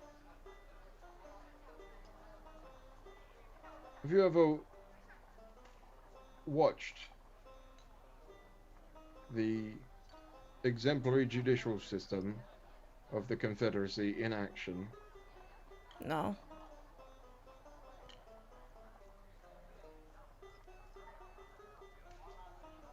If my father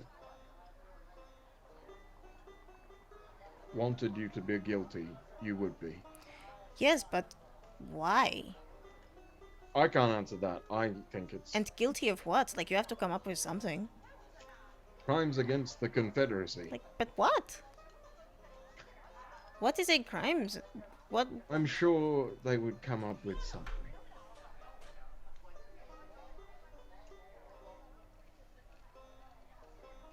I mean, does he know about the song? I don't know. I don't think so.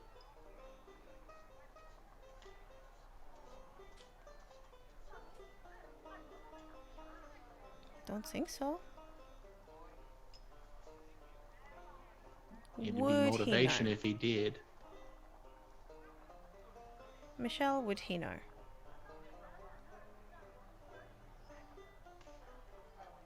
Oh, have you spent any amount of time running around telling Lucas's sister about this? Hey, I'm cooler than you because I can hear an imaginary song in my head, you little brat.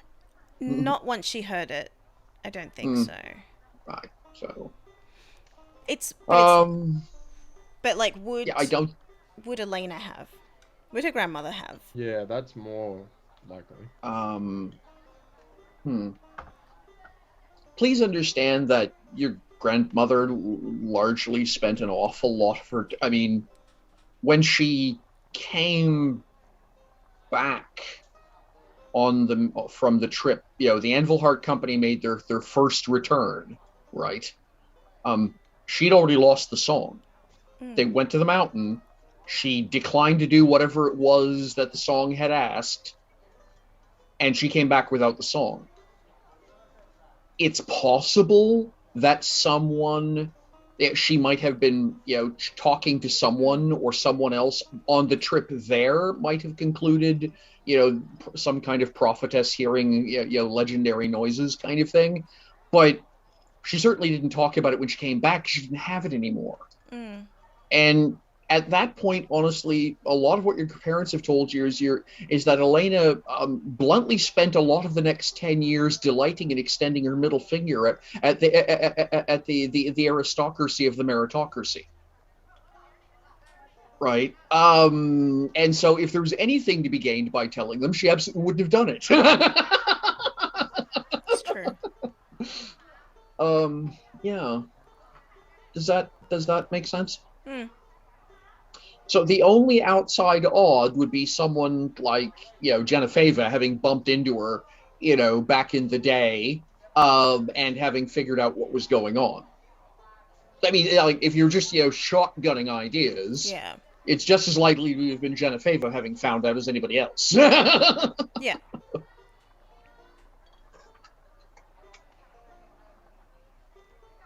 But you figured Elena would have mentioned her calves, so probably not. You would think so. Mm. You would.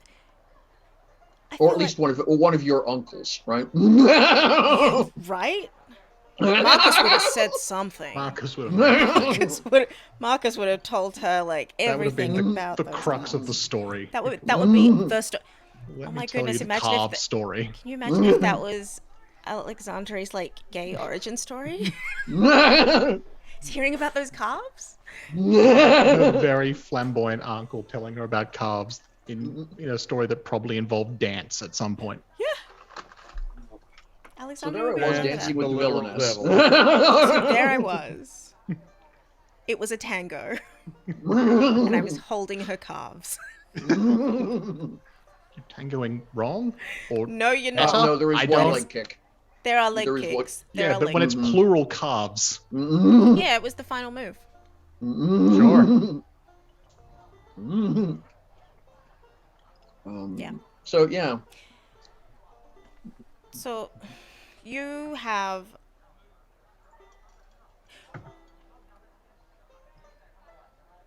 So you're... But why would your father implicate Lucas? So, like, that doesn't make any sense to me.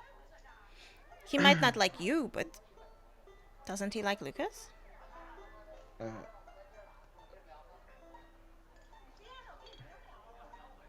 Their relationship is complicated, but certainly more salvageable than mine. I doubt my father had intentions for Lucas to be thrown in jail, but if crimes against the Confederacy are the most compelling reason to have him dragged back to the city where he wants him, then I don't think it would be out of character for him to do so.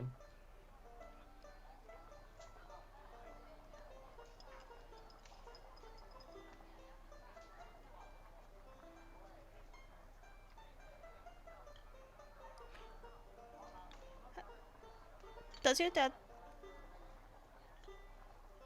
like his job? I imagine there is nothing else in this world he loves more than the power he gets from what it is he does in the city. So that was a very roundabout way of saying yes. I don't know that it's the job itself, but rather what the job allows him to facilitate.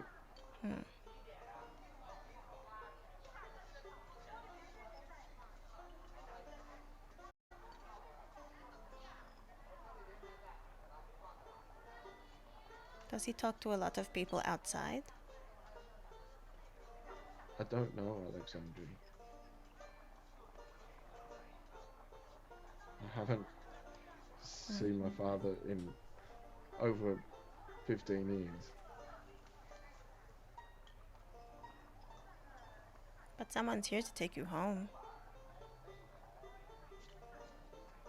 And they're just as likely to end up with a knife in their neck. It sounds like he won last time, so maybe not. Let's call it a negotiated truce.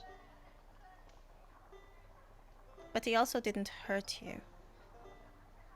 I don't think he knew who I was.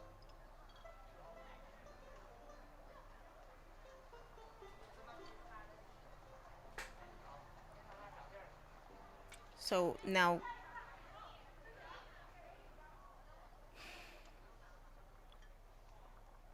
we have to hide again. The Or real leave. reason... Exactly, Lysa. Exactly. The reason I think Cliff Spider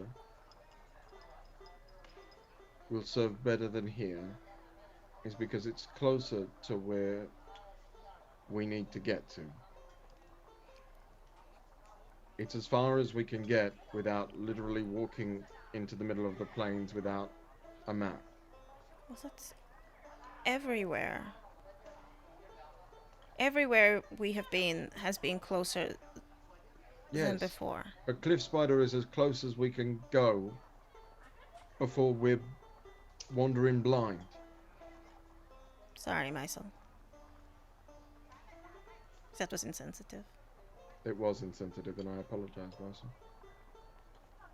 I mean, it's a figure of speech. Yes. How did he get here before us? Does he know that you want to go to Cliff Spider?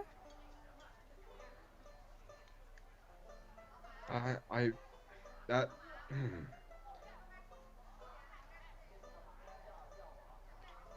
I don't know, but he may have dispatched people in multiple directions. There are faster ways to Dusseldorf than the way we went. We were considering some of them. Yes, but to know where we're... Like, to get here before us, you have to know where we're going. With the amount of time that Lucas spent talking about Lucas Sr., I don't think it would have taken a great leap of logic to work out that that might be where Lucas wanted to go. He also might know more about it than he... Well, you said that the Confederacy assumed that your grandfather just went missing. Whereas the elves telling us that, well, not only that it crashed, and they know where it crashed, but they haven't told anyone. But just because they haven't told anyone doesn't mean that information is not obtainable.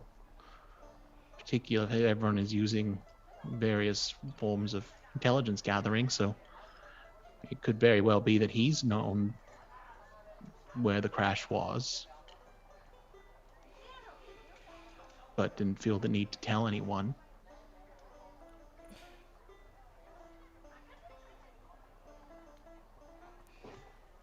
No, I think if he knew, it would not be a secret. Yeah, keep in mind that the ambassador specifically commented that the airship was as close to a weapon of mass destruction as this world has ever seen. And so it suited the elves very well that no one knew that it existed. It had just vanished. Yeah. Given the 100 Years' War, or whatever it was, I'd have to go double check. It was at least a decade solid of war. I think it was close to 100 years. The last thing that any sane individual would want is either of the three sides figuring that there is some reason to suddenly invade the plane, the Sky Anvil plains in search of a, you know what I mean? My feeling is if that my father knew the location of that airship, he wouldn't have let it lie.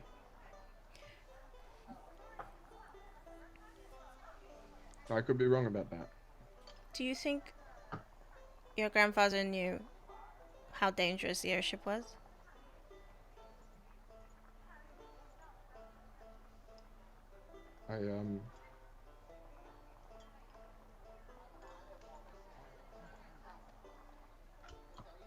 don't know. I never met him. No, but you're related, so From what what would you our do? grandmother told us of him, he was a very kind and generous-hearted man who believed the best of people. But he was also very clever, and I'm sure that he knew that the technology that he had created would be potentially dangerous in the wrong hands.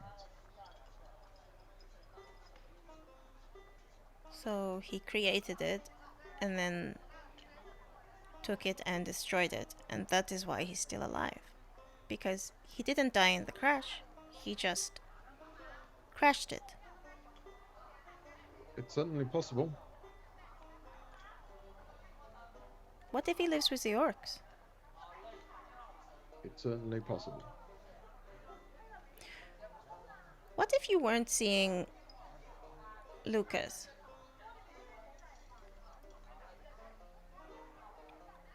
In the vision. What if it's not Lucas? What if it's your grandfather?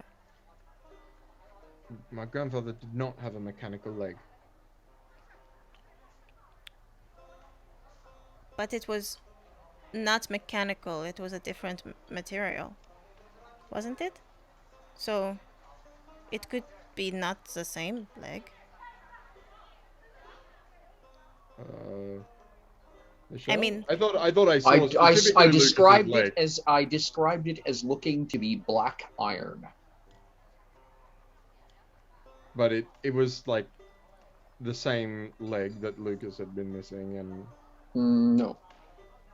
I specifically didn't describe it as Lucas's leg. It was no, clearly but artificial. It was the same, like physical. It was on the same side. Yes. Yeah. Yeah. I mean, yes, it's possible. You didn't see a face. So It might not have been either of them. It could have just been another person who lost a leg. But the coincidence is somewhat uncanny. I know, but you know, the matriarch of the Evanelves like had the hots for Lucas because Lucas Senior was also around, so Uh-huh. you know. Yep. Like I wasn't Thanks- there, but I'm thanks for assuming that it wasn't image. the leg. These calves though. It all I'm saying is they look very similar. Because I she didn't knew see immediately. his face in the vision, so could have been anyone. Could have been. But he was next to the same blonde person that Reneshi described. I don't understand the blonde person. It was the person who let the... I know, I just Thing- don't understand why they did. It baffles me too. And that's why I want to get to Cliff Spider so we can start making an investigation.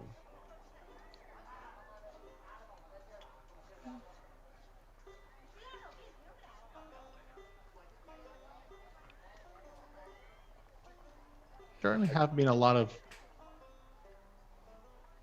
coincidences, or at least suspicious timing going around. Yes.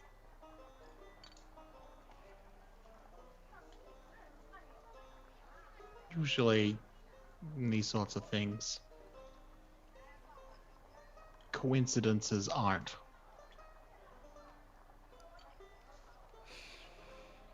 Six days ago, Michelle.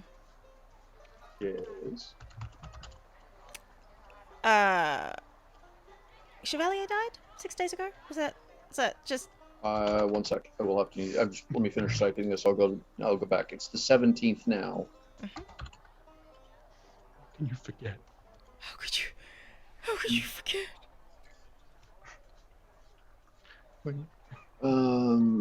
It's 6 days ago. Did Chevalier die? Yeah, he died. Oh, okay, cool.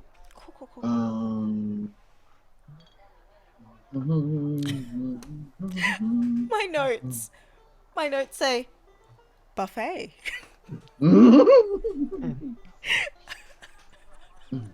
I mean, it's important.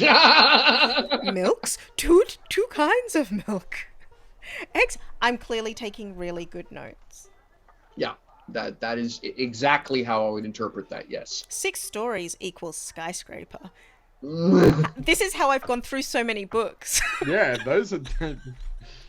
That's the kind of note you look back on and go, What? No, I don't think you understand. what bizarre maths is this? This is how I write notes as a psychologist. Yeah. If That my notes makes ever more- get subpoenaed, nobody has any fucking idea what I'm talking It's about. kind of like the thing where it's like, you know, in D&D when it's like if you're reading someone else's spell book, you're just like, what is this nonsense?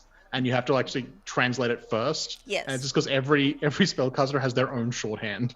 Yeah. Exactly. I've always adored that, by the way. I always have. Hang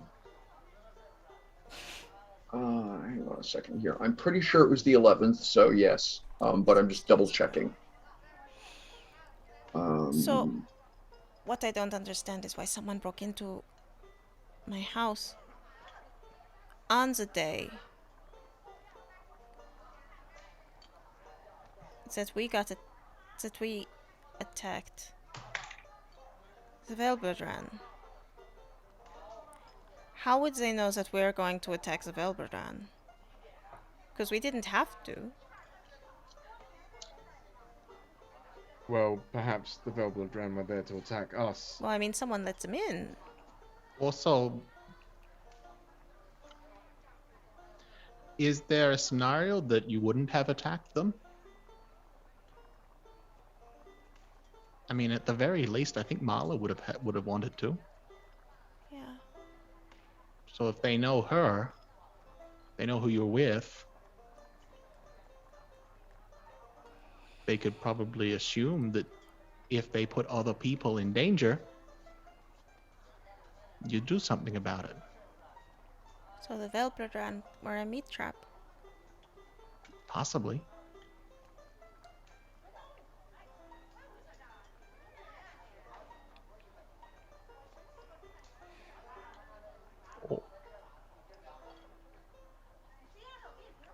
Or the order of events is the other way around. Because of the attack, that's why they did what they did.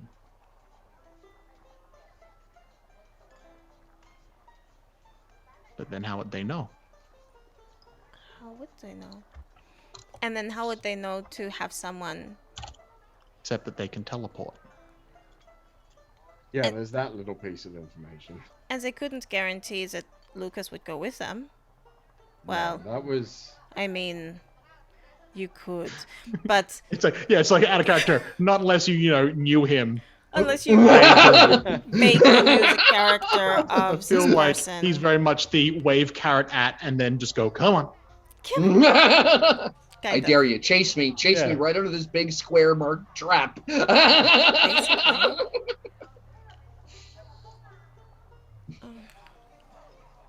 I don't know that it was part of their plan for Lucas to go through that portal, but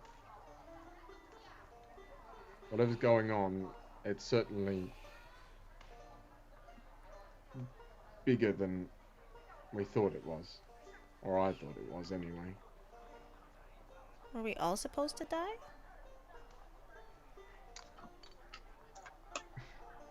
It really depends whether this blonde fellow is working with Genevieve. Because if they're the same faction, Mm-hmm. then yes, they want you dead. Oh, good. I mean, that much was obvious when Well- Genevieve, like, She didn't always want me Excoriated. dead. Once upon a time, she just wanted to capture me. I don't know why, but now it's death. I guess it depends if you think, what was it, 2 Velbladran feels like something that they would believe would kill you, or if that's something that they believe would hold you up. Well, Mala said that would...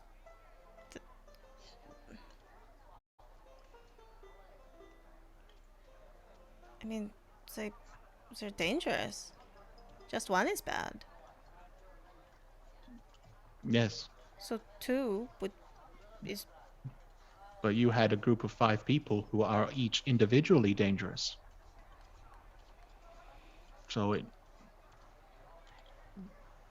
compared to your 5, what are 2 Velberdran?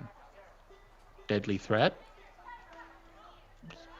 obstacle, distraction.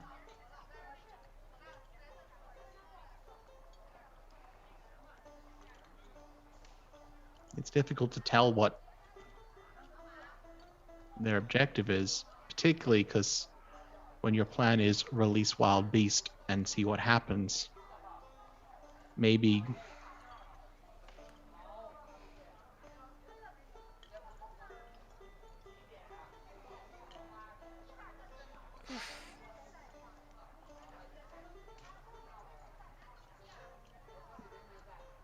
it was chaos for chaos's sake.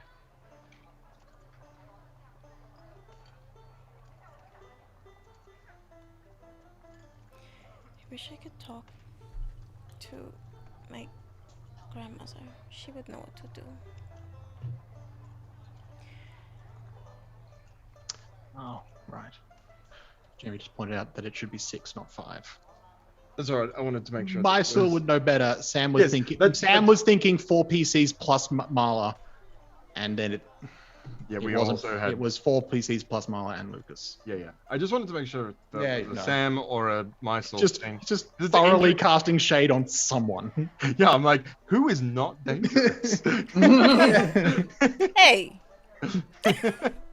It's definitely not you, mate. I'm dangerous? Very. Yay! Says the girl who can melt people. Yes, but Literally embody their worst nightmares. that happens so rarely, people forget. Oh no. Mindset is sometimes I have to remind people that I can kill them. Like that's a slippery I slope. don't kill everyone. I just blind them sometimes. Or deafen them. And sometimes I give them new flowers. Which might destroy their ecosystem, but you never know. Didn't think about that. Could destroy their ecosystem. That's worse. How do you not see that that's worse? Insert meme here. Just add meme. Goes back underground. Everything is dead, but these roses look beautiful. You created an invasive species. Yes. They were pretty. Oh no. They were so pretty. I made roses that didn't need the sun and they just bred. And then it turned out they were genetically compatible with the local equivalent of a Venus flytrap. And now they're But it's- Audrey too. It's like the banana plants like move slightly, so they just like uproot and just like come at you. I made my own meat trap. Oh my goodness, that's my army. We travel at night. Oh. It's all fate. That's the conclusion I come to now. Because It's all some existential crisis I don't want to deal with. It's fate. I don't understand it all. It's so much. Oh, I feel like we're hang on a missing second. some key pieces of information. Yes. But I. Oh, wait. Is it really bright in here? I mean, it's day, like it's like early morning. But inside though. I was just gonna say, it is not your typical dark and gloomy. No, it's a business establishment. It's relatively brightly lit, combination of sunlight coming in through windows as well as artificial lighting, some of which is magic and the rest of which is oil and beeswax, oil and candles. Yeah. So, she's gonna do it anyway. She'll just take it out, hold it under the table. The little magic ball thing that she gave her. Yes. Just hold it under the table and be like,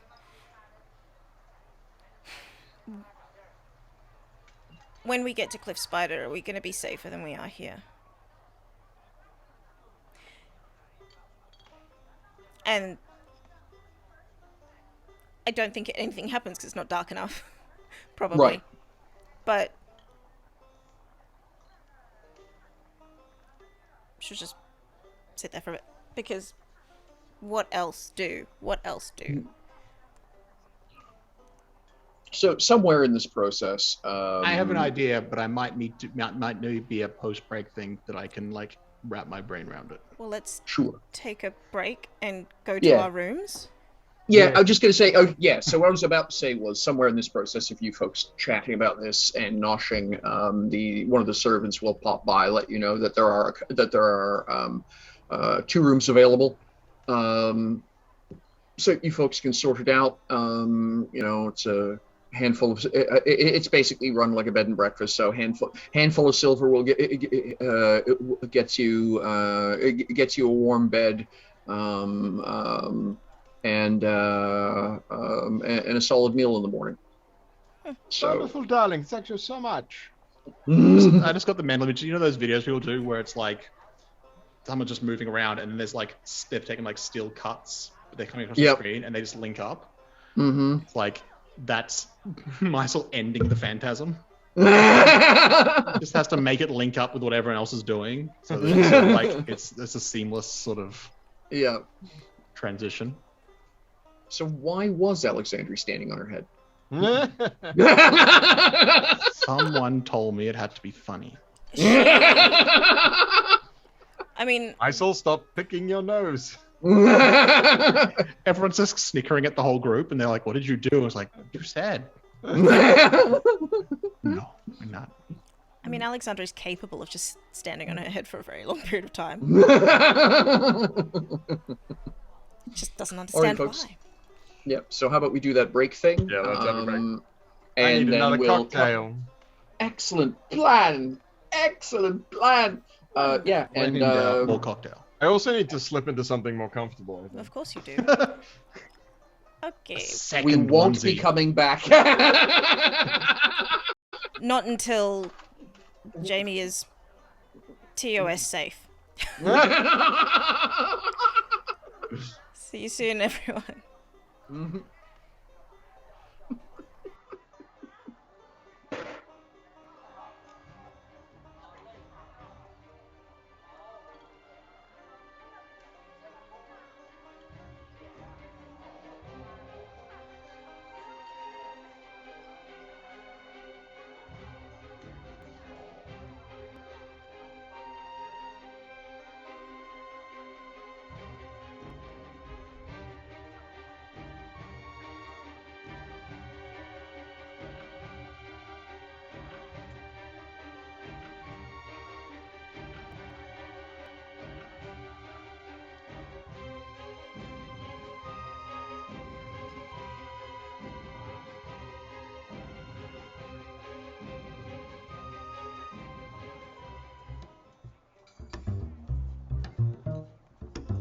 My name is Michel Vaillancourt. I'm the games master and storyteller for Unlawful Disorder. I've been asked to give a summary of events of the game, but that seems a little strange because, well, that's the job of the players. Don't ask me what the story is, I'm just the guy telling it. So, let's talk about how we got here. So, about a year ago, I saw a bunch of really talented people doing some really cool stuff, and I thought, well, that's cool, I'll have to keep them in mind. And a little while after that, I got a call from a roleplay channel asking me to set up a game. They wanted a European time zone friendly game. So I went back and I called up the cool people doing the cool stuff. So that would be Chantel and company. Cool.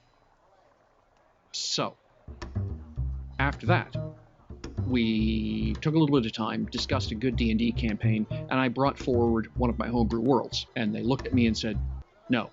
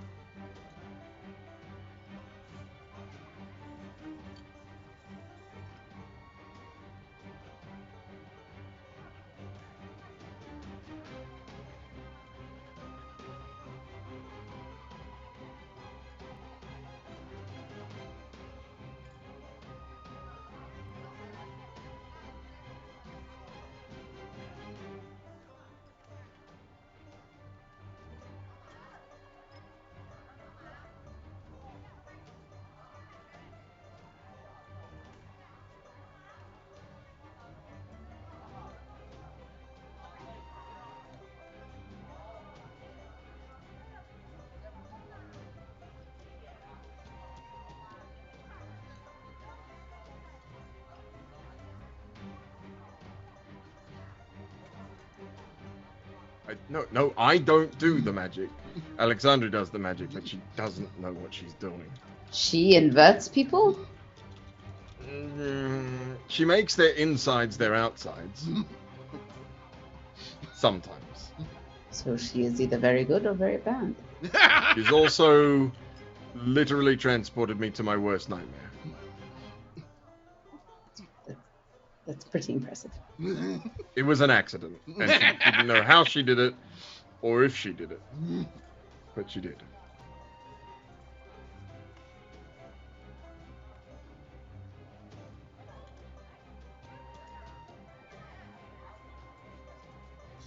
What flavor exactly was my milkshake?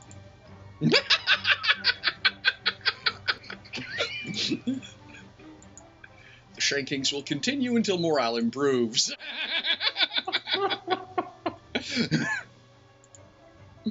What milkshake?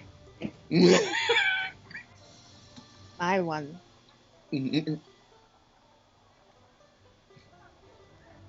Jasper brought me to, and they both said Lucas on them, so I don't know what you're talking about. That's strange, because Jasper told me that he got me a milkshake. Oh, he did? It'd be strange to... Yes, he did. It would be. That's really strange. I don't know why he would do that. I mean, I haven't known you for that long, but I could take a solid guess.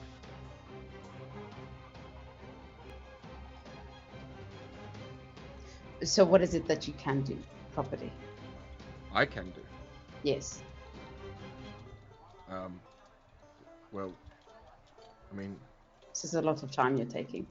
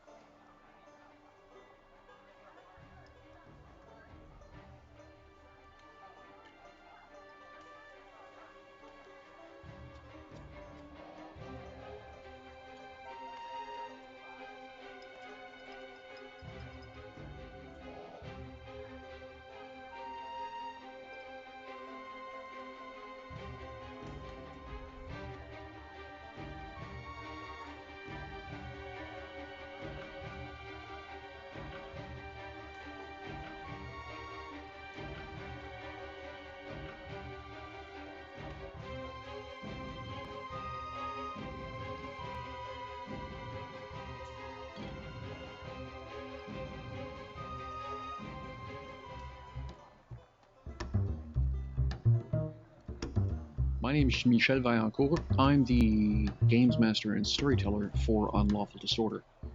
I've been asked to give a summary of events of the game, but that seems a little strange because, well, that's the job of the players. Don't ask me what the story is, I'm just the guy telling it.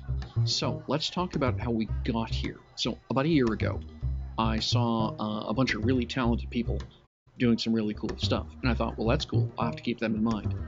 And a little while after that, I got a call from a roleplay channel asking me to set up a game. They wanted a European time zone friendly game.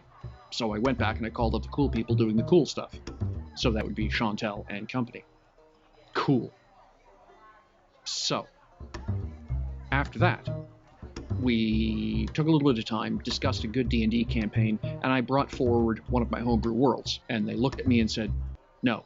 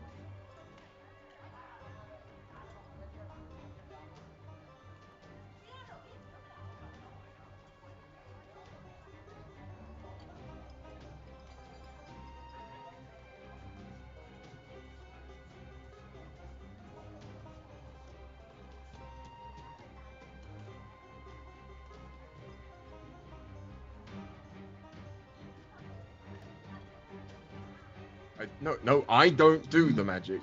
Alexandra does the magic, but she doesn't know what she's doing. She inverts people?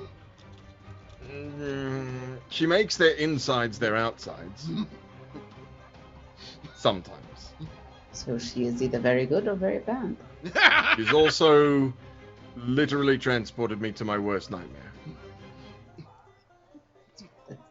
That's pretty impressive. It was an accident, and she didn't know how she did it, or if she did it.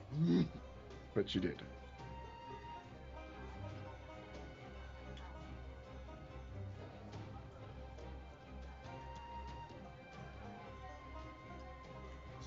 What flavor exactly was my milkshake?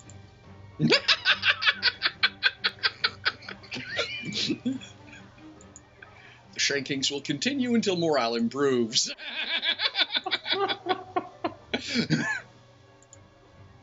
What milkshake? I won.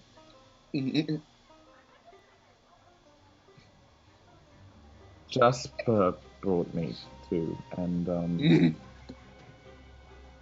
they both said Lucas on them, so I don't know what you're talking about.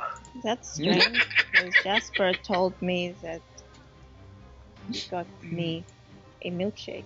Oh, he It'd be did. strange to... Yes, he did. It would be. That's really strange. I don't know why he would do that.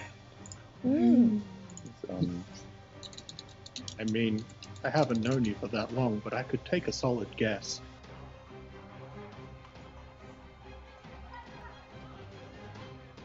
So what is it that you can do properly? I can do. Yes. Well, I mean... This is a lot of time you're taking.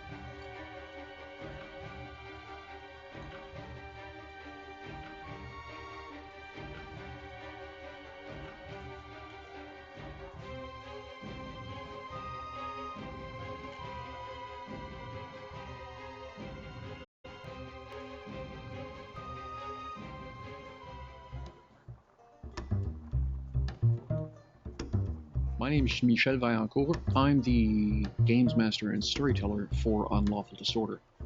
I've been asked to give a summary of events of the game, but that seems a little strange because, well, that's the job of the players. Don't ask me what the story is, I'm just the guy telling it. So, let's talk about how we got here. So, about a year ago, I saw a bunch of really talented people doing some really cool stuff, and I thought, well, that's cool, I'll have to keep them in mind. And a little while after that, I got a call from a roleplay channel asking me to set up a game.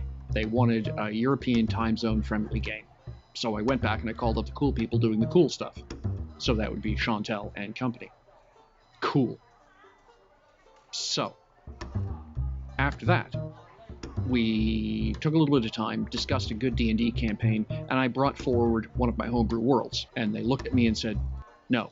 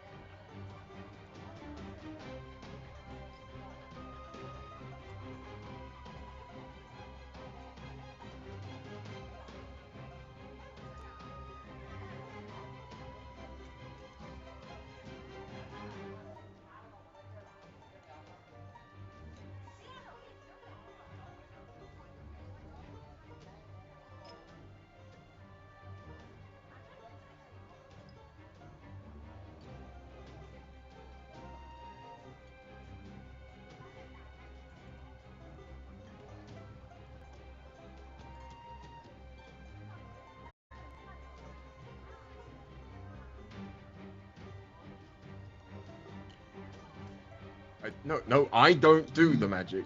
Alexandra does the magic, but she doesn't know what she's doing. She inverts people? She makes their insides their outsides. Sometimes. So she is either very good or very bad. She's also literally transported me to my worst nightmare. That's pretty impressive. It was an accident, and she didn't know how she did it, or if she did it, but she did.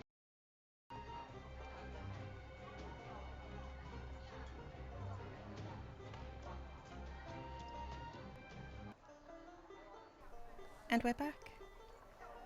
We should We're be back. We're front. We're here. Yep, we're there. Oh, thank goodness I did it. Is the audio being switched properly? Everything should be good. It has. It is the good. I'm magic. I am magic. Yay! All bow before me, or I will make you. Sorry. I'm ready for business. All will love me in despair. We've discovered what Jamie's version of more comfortable is, so that's suit. new information. Now I don't feel overdressed. It's fine. Yeah. Well, I mean, it's my birthday. I've got Now my I just feel birthday dressed. suit on. I mean, Also I'm really using that glad word that's wrong. the suit that you. I'm glad that's what you think your birthday suit is. I was always It told saves the us a birthday TOS issue. suit is very comfortable. I'm glad in this specific instant, but not in like a general sense of you know, how you engage with people, I guess. I don't know. How? Okay. I feel like if you told someone, I'm going to turn up in my birthday suit, they would have a different expectation to what that's going to be like. Okay. To be fair, I would never the say tiger to someone- onesie was my actual birthday present, so... Yeah, Ooh, is that literal. mulled wine? Yeah, sure. What are you drinking, Jamie? I am drinking another cocktail of my own device. Did you just throw things together? Did I? No. This It would was be a carefully planned as you sparkling randomly. lychee and ribena cocktail. It was carefully planned as you randomly grabbed things. Yes. I feel like that meme where it's like,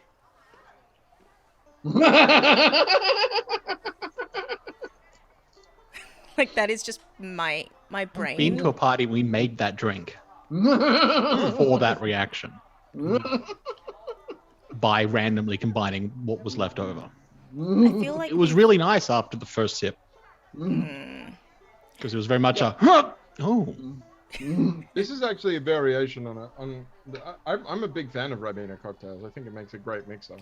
Ribena's delicious. I just have never considered pairing it with alcohol because I remember it as like a childhood and singing helping beverage. I use it to help. Yeah, because of the berries. Usually paint stripper effect. Yeah, actually, do you remember Ben McIver? Yeah. He and I sort of Ben's accidentally made ribena cocktails at a party one time, and I've been drinking them ever since. Ah, yeah, it does seem like the kind of thing Ben would do. How do you accidentally make a ribena cocktail? Ben was a He's a bartender. Oh, he was. a bartender, and so like he was often just mixing random things to see what worked. Right. Yeah. So I was like, oh, and I had this. Oh no, that's my ribena. Ah.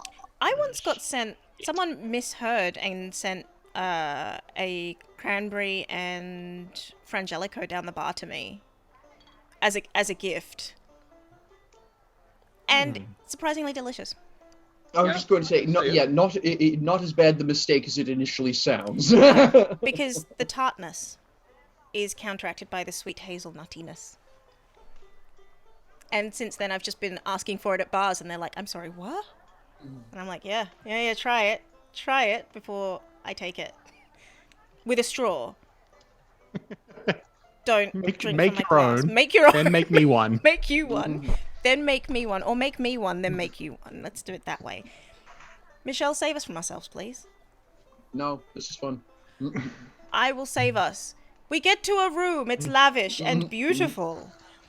And it has... And then we're shown to our house. It's No. alright. Hang on. We have wealth level 3 at least.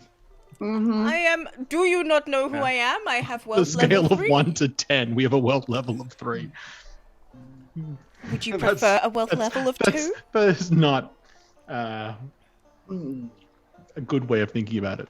Not at So, all, yeah. at all indicative of how that is game. like owning the entire country. Yeah. So That is a broad scale. It is a very broad scale. Comfortable rooms, like I say.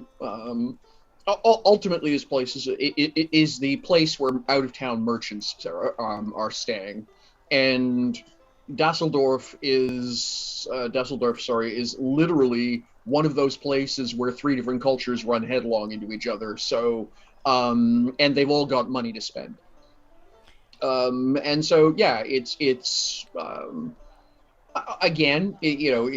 not going to be the most lavish thing you've ever seen in a shining capital, but as far as this far away from the capital, it's awfully damn comfy. I could make a killing in this town. I would really rather you didn't.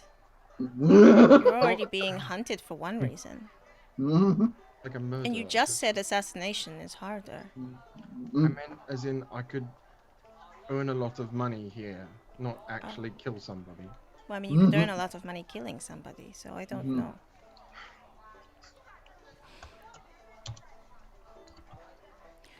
So we have... How many people now trying to kill... Well, me, but also you. I mean, it really depends if that's actually their end goal. And that doesn't even include the people that just want to, like, erase Mysel and Heo from existence. Like, that's another whole other level. Like, they just want me dead. They want you never to have existed, so... I mean, they're probably dead by now. I thought Genevieve was maybe my mother's age. Maybe? She's 100. I mean, like, I said probably. Like old. Not that doesn't make sense. Old enough for me to be confused. I'm out of the realm of possibility. I mean, you're 1,000. Sure. Yeah. I think we're working with very different scales. Yeah. Heo is working with many different scales. Heo is working with completely different scales. All of the scales. Oh, I see how it is. First it's blind comments and now it's scale comments. I get it. I see how I mean, you called your character Heo. Heo.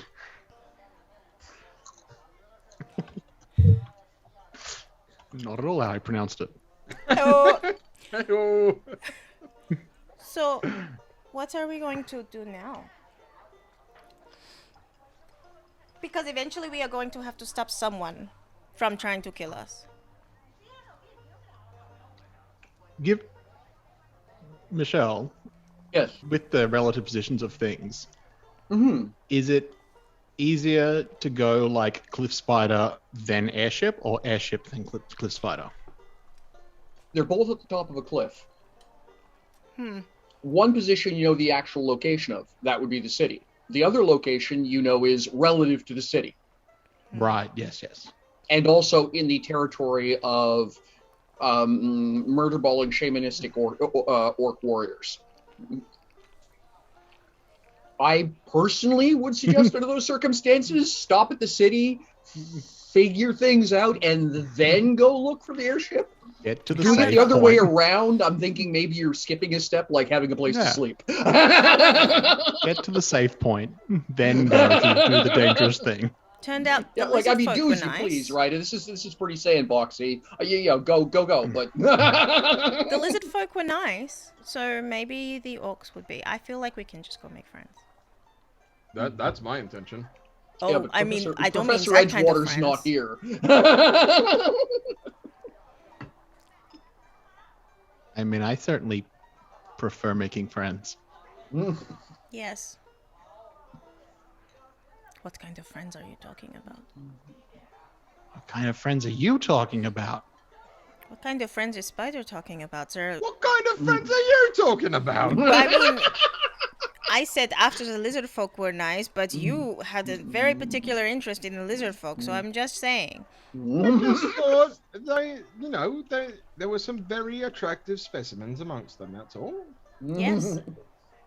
I didn't do anything inappropriate, did I? Saved our bloody lives, didn't I? What? Maybe. I don't know. Maybe. Yes. Thank you.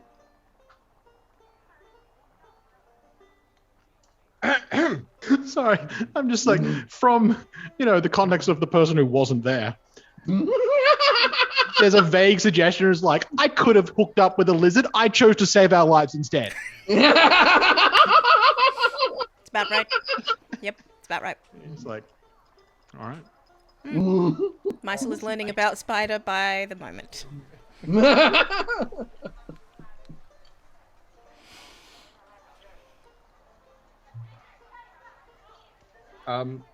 Mysel,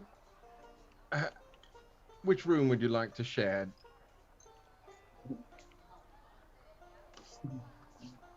Mind, I guess. Which one is?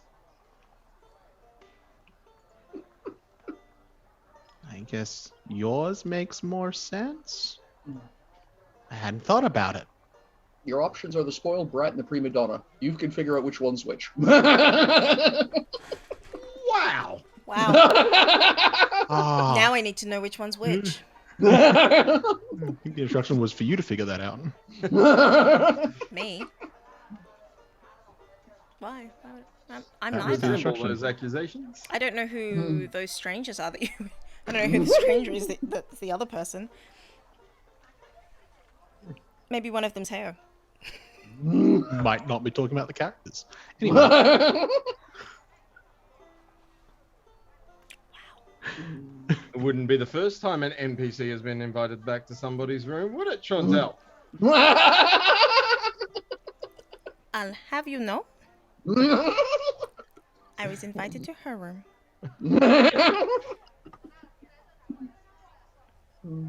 And I had a great time. Valet invited NPCs back to his room, and he also had a great time. That's Yes. true. Playing cards, literally. It's a really fun game.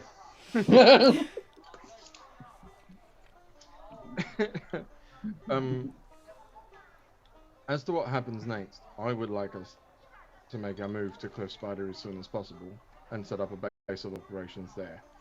If, however, you are adamant in staying in this city, I would appreciate, Mysel, if you could help Alexandria keep a low profile. I want to try to do that myself. But I need some time.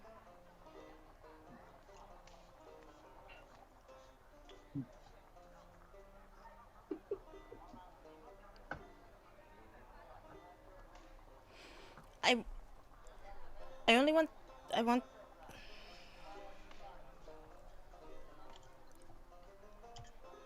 the longer we stay in the city, the more chance that the elves might get a response from my family. And there might be a note for me. And I just... You sent a letter back to Shining Capital. I knew you would get mad at me and I didn't want to say it. Alexandria, did you understand what a bounty is? I don't understand what that has to do with a letter. I only send letters when we're leaving a place. I don't send a letter when we get to a place. That seems stupid. But they have to know where the letter is going to reach you. No, I just... That's a good point. It was just in case, I was maybe hoping that...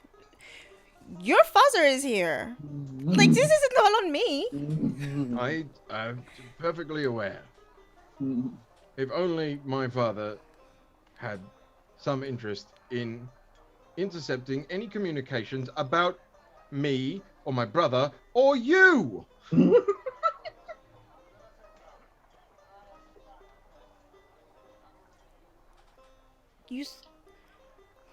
You don't. You said you don't like your family. Or you don't have communication with them. I am close to my family. And I miss them.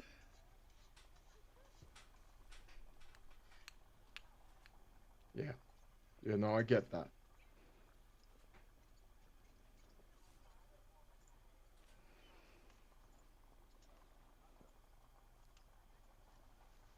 And my grandmother did this. Like, she already went where we're going. And so, what if she has information that she could send now? That she couldn't send before, or she couldn't tell me before?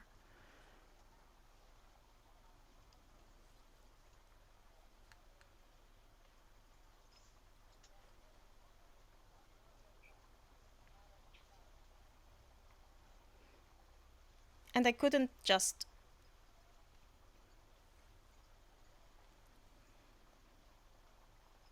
She had to know that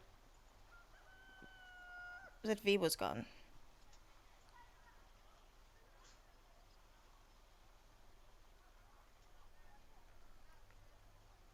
Right. Well,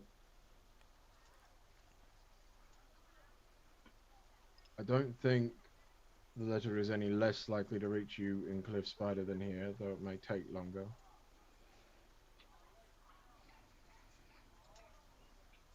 I just think it's safer for us to put roots down there, and we can get more accurate information on where we're going there.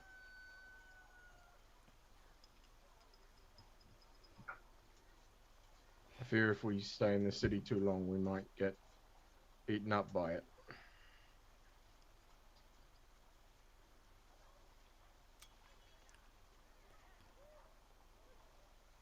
Not literally. I know we were just in a place where that meant, like, actually... Okay. Right, yep, sorry. No, you need to be very clear with things like this. There's a lot happening in this city. We've only been here a few hours and we've already got embroiled in some of it. And I'd rather not.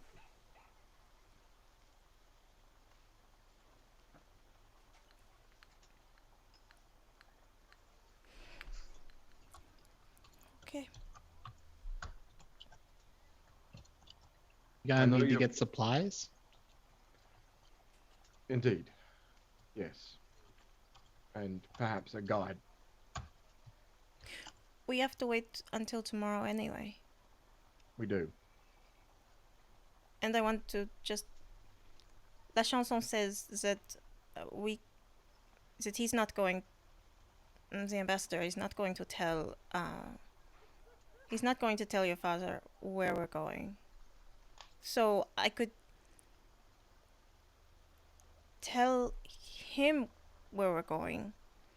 And he can make sure any information that appears gets forwarded there. Maybe. As you wish. I think he probably has a pretty good idea where we're going, given that Yes.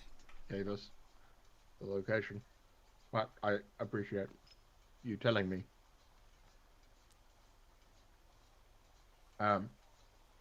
Alexa, I know you are perfectly capable of protecting yourself. And I have no intention of sacrificing my life for yours.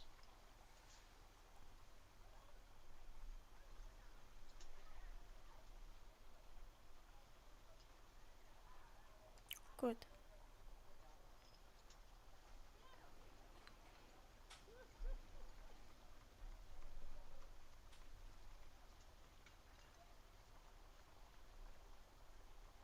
I just want to find my brother.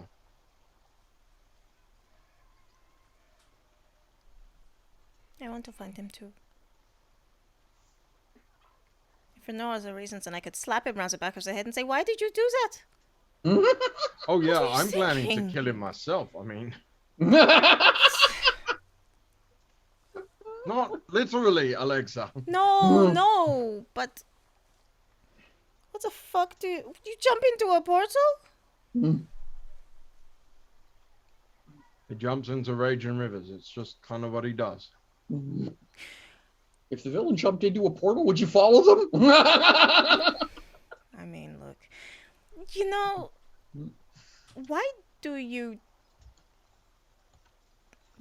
tick?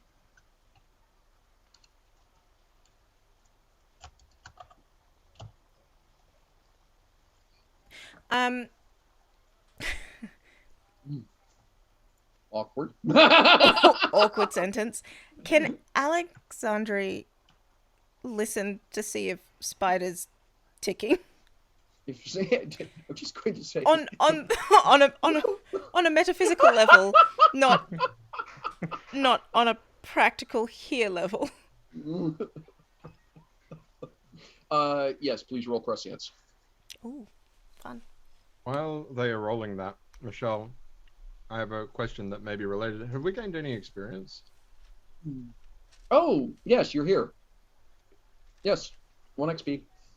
Thank you. You are in Dusseldorf, 1 XP.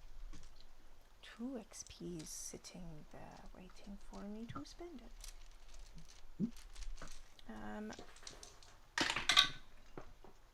I need to check the cost of something. 16. 16. Yes. Hang on a second. I just want to double check a number.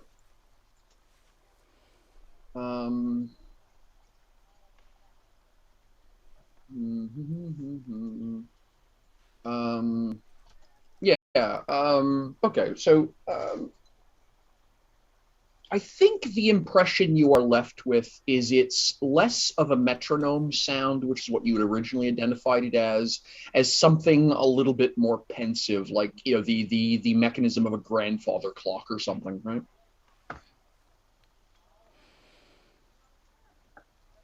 Yes, you're ticking? Why are you ticking? Excuse me. I mean, you're not excused. Why are you ticking? What are you talking about? Well, people do...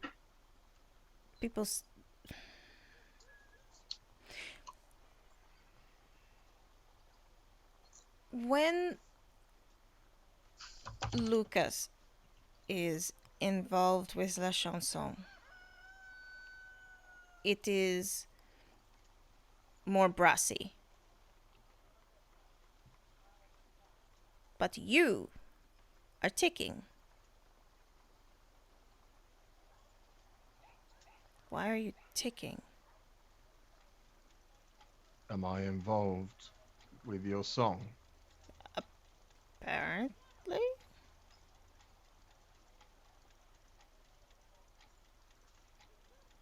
I mean, it did include you in now instruction. Sorry, what was that, Sam? I missed that. It did include you when it asked us to help. It wasn't just for Alexandre, it was for you as well. I thought it wanted us to find Lucas, who was involved with the song. But the instruction wasn't find Lucas. It was help Jasper. Not in those words, but that you see what I mean.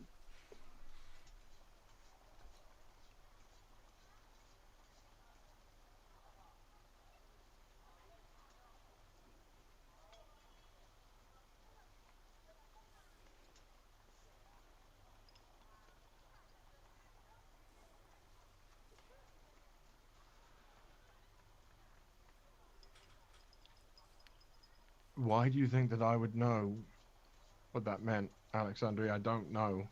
I don't know. Try, maybe you can hear it. And see where it's coming from. I am going to try and hear the song ticking. I need you to hear, but not with your ears.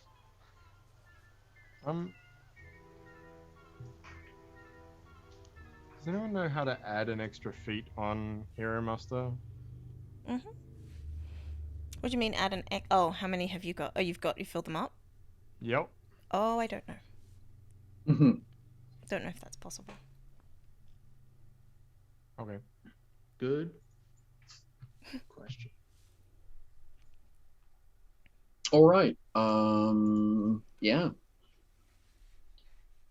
Go ahead. Prescience, please. Prescience. Mm-hmm. Cool.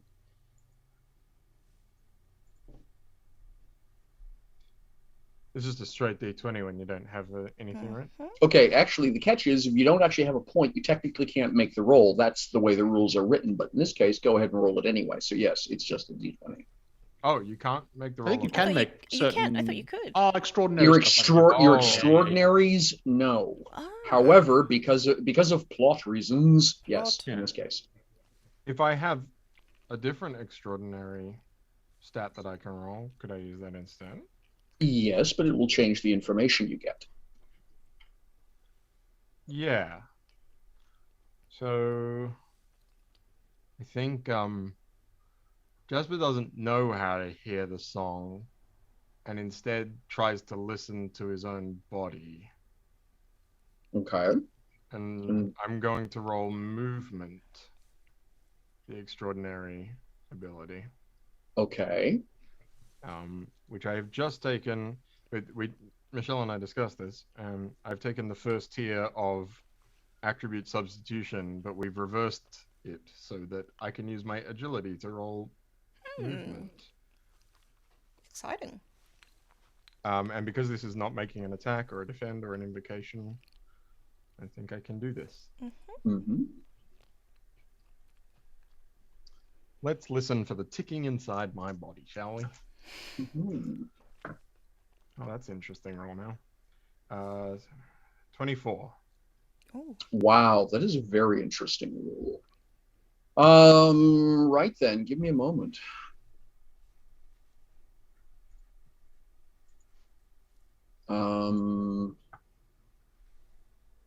Metaphysical, when you sort of get really quiet, and you can sort of hear and feel your heartbeat. Yeah, Mhm. that's exactly where Jasper's going. They're just trying to tune into his own.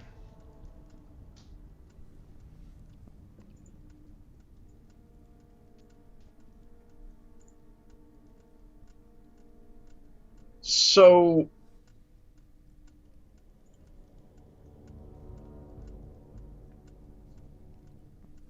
I think it is going to be very obvious to the two more magical people in the room that something is going wrong's not the right word, but neither is right.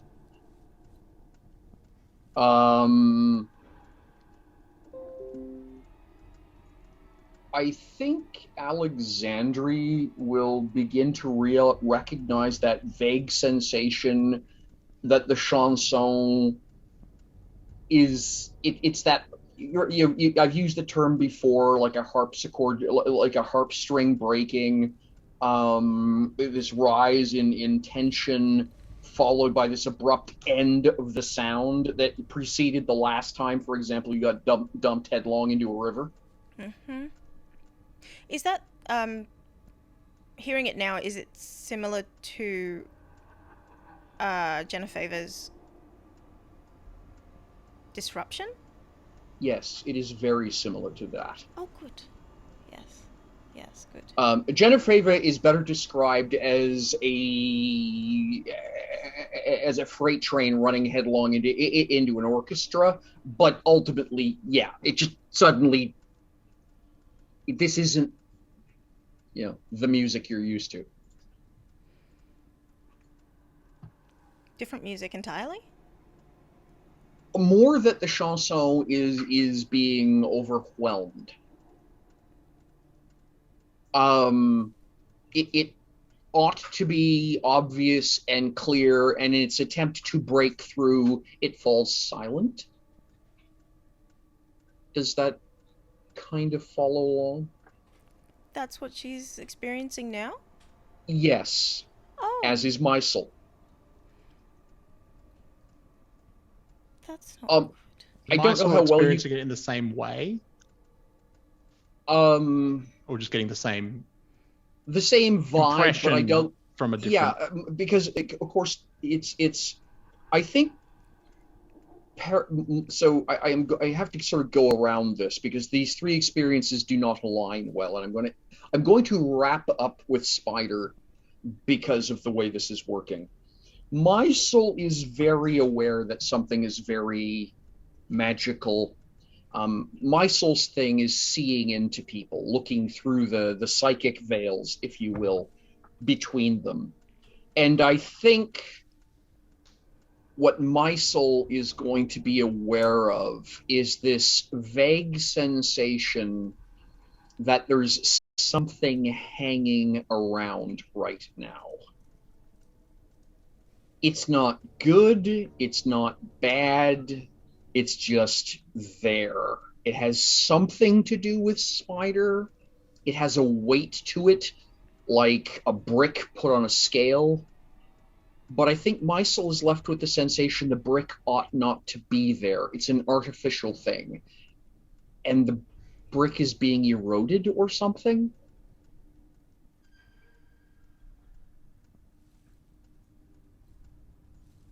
The brick is becoming...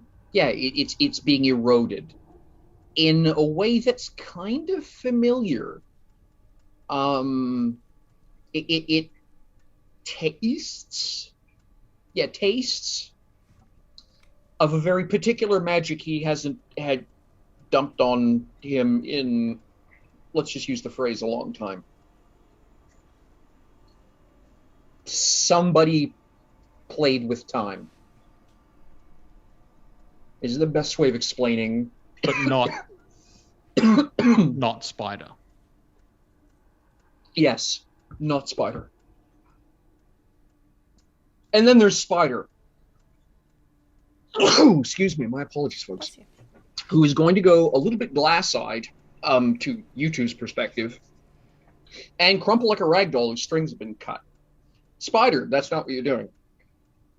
You're going to find yourself standing, well, nowhere. It's this starry void from horizon to horizon. There's this slightly thicker than slightly more viscous than water liquid. It's kind of warm up around your ankles. There's a couple of rocks poking out of it. It's dead flat to the horizon with the only source of light is this sort of just general luminescence coming down from these sky. And you're very aware that you're alone here. There's something missing. And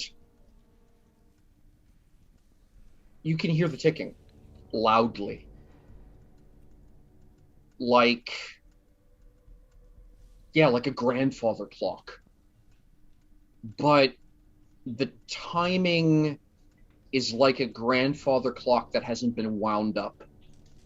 It's tick, tick, tick, tick. It's slowing down, becoming less distinct. And what are you doing in this moment? I think this is that moment of taking it in and the instinctive, watching out for threats, and then when he realizes that, this place is just sort of stagnant, except for the ticking, I think. I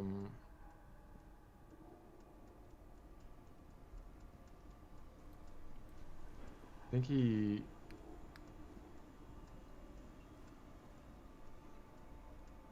he calls out. I think he says, "Hello? Is anyone there?" You're going to hear your own voice echoed and reflected at you as though you're standing in a canyon. You hear yourself in triplicate, in quadruplicate.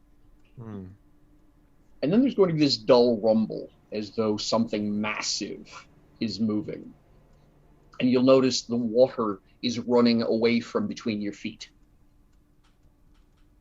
in the direction Towards you're the sound- facing. Towards No, the sound of the rumbling? the sound is behind you.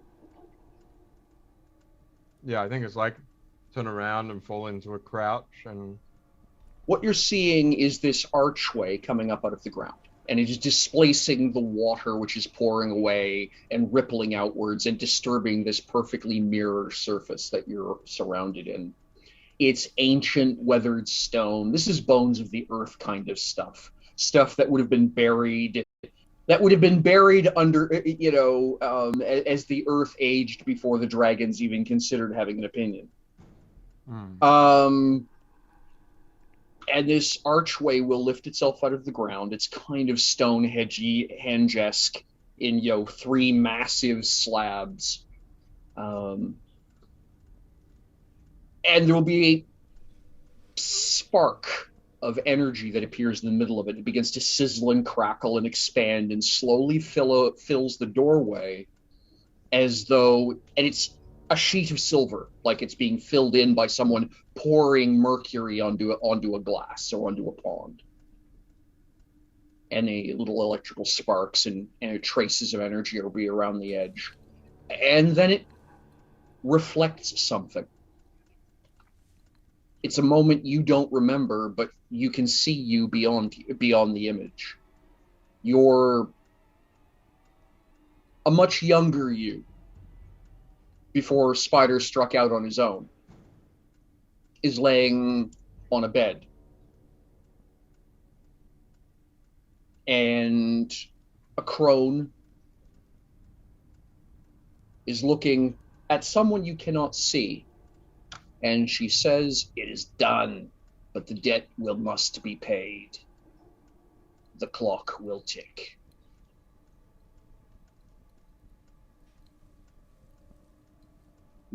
And then you will hear Lucas's voice very clearly say, "It will be worth it. Do what you must." And then you'll hear Lucas scream, and the image fades. And then you are going to be sitting up in the middle of the room with these two, screaming your fool heart out. And you're going to realize that your scream and Lucas's screams have merged. Not going to make a difference, but I'm going to heal him. Yep. Because cardiac arrests and all that, right? But I mean, the whole time, Alexander, I was looking at, provoked. Whatever the hell's happening, whatever the hell's going on. Provoked. Get me. Then he started screaming, so just heal him. Look, There's probably a moment which, the other two might not even notice, where it's just Mysel blinks, and then when he opens his eyes, they're reptilian, and he blinks, and they're back to his. Mm-hmm. Mm-hmm. And he is... Because that's not creepy at all. Uncharacteristically not smiling. It's okay. You're here. You're back. Yeah.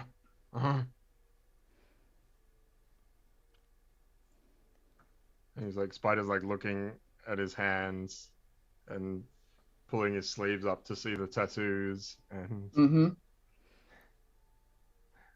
Did you go Bin's top, waits for it to fall.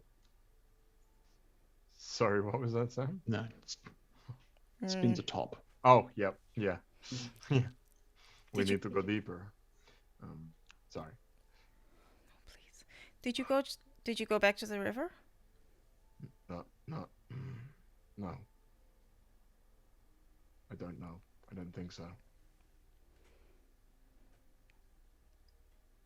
I'm sorry. What did you do, you idiot?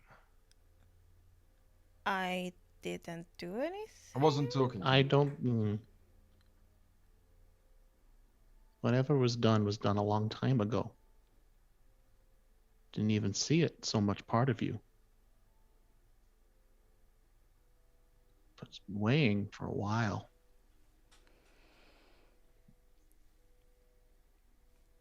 I haven't felt something like that in a long time. What are you talking about? I don't know how you heard that. But thank you for telling me.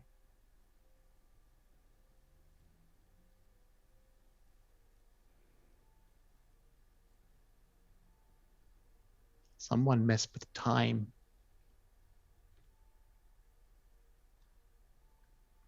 Either for you or to you. I don't know. But it's there. There's some sort of debt to be paid. To Time. buy?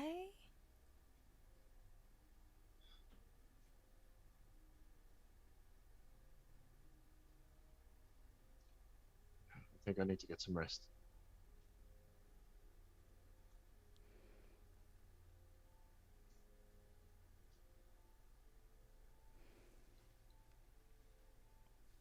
It's just too much of a coincidence. I understand what she means. I hate it when Mala's right too.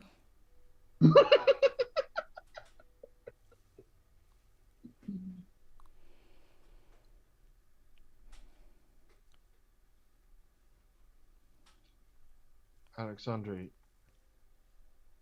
Hmm?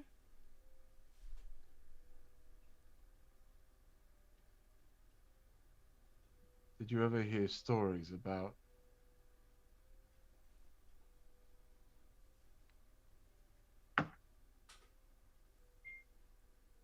about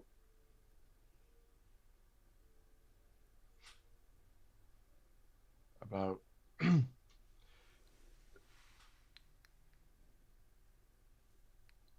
Lucas's sister who went missing? Mm.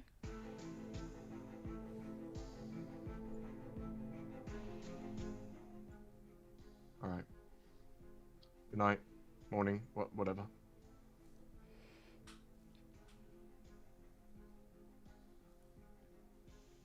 I think Spider goes into his room, and even though he said Mysel could share his room, he closes the door. I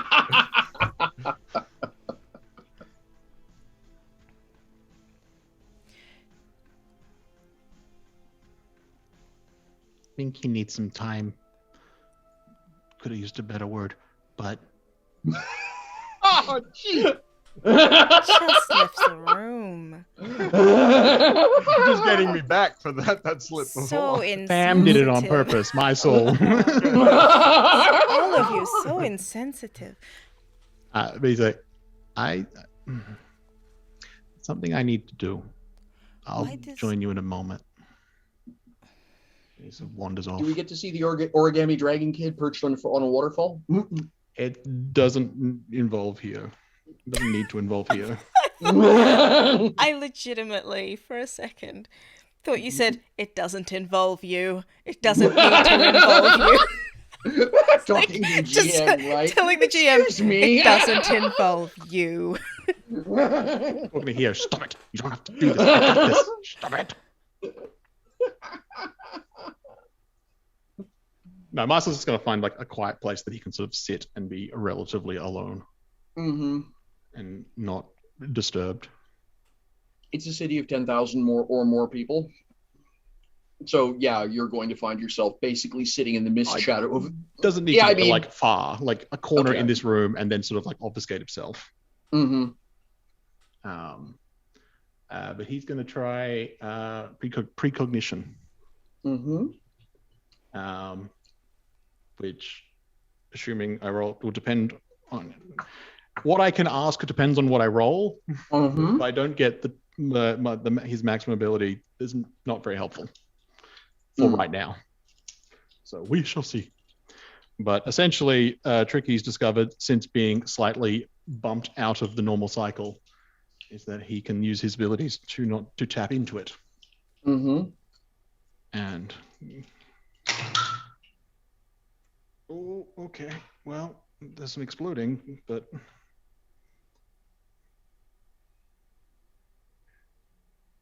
oh, all right.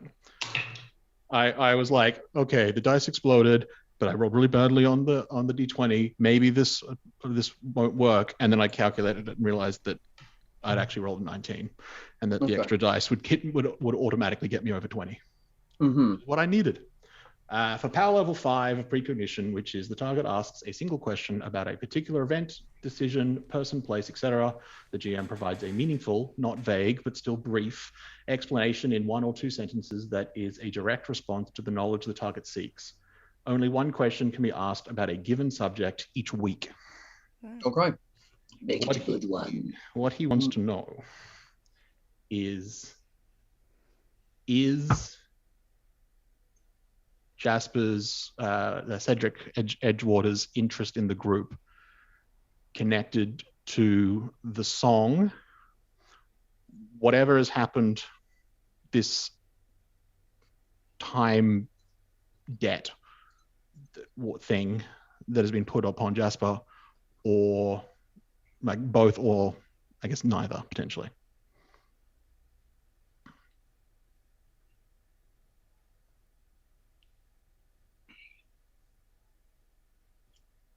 You are going to be treated to an image of it's like someone has punched a hole through a brown paper bag and you're looking through the paper, so the edges are kind of ragged and torn, as though you're looking through a hole in a wall, perhaps is a better way of putting it. You are peeping Tomming into a different time and space. And you're going to see three guardsmen, all dressed in similar green and gold uniforms, standing clearly at a deferential attention in front of a desk where a powerful man is hands down on the desk, leaning over it, face contorted in fury. The room is opulent. There are the iconography of the Confederacy is dotted about the place. There's a map of the Confederacy on the back wall. The desk has some sort of official seal on it that looks vaguely Confederate. There's all these little hints and things. And what you are going to hear is the bellow of anger from who you presume is Cedric Edgewater, the man behind the desk. I don't care about them. I want the golem. And then the image will fade. Yep.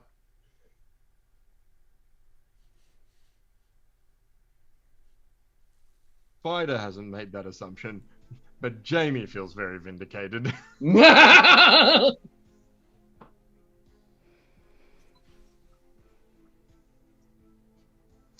I think, like, from the outside, like I said, like, he sort of sits down and just sort of obfuscates himself so that people sort of just don't look. But it is this sort of thing where it's like again, he just like sits cross-legged and just starts, like, almost like he's meditating, and then he sort of opens his eyes, and it's like there's like an inner glow, but not actually like producing light. It just sort of seems to. And then, obviously, in his head, that's what he perceives. But while he's perceiving that, that's how he appears. And he sort of returns back, and he sort of sighs a little to himself and wanders back to the room.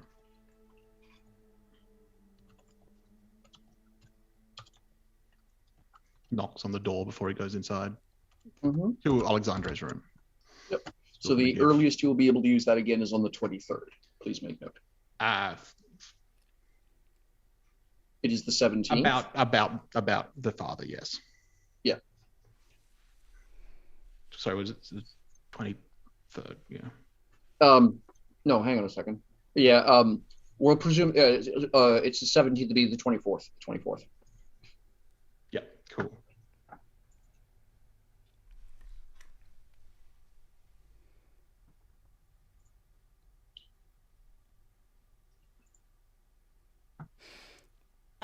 Whisper of the Wild. Why am I not startled by this?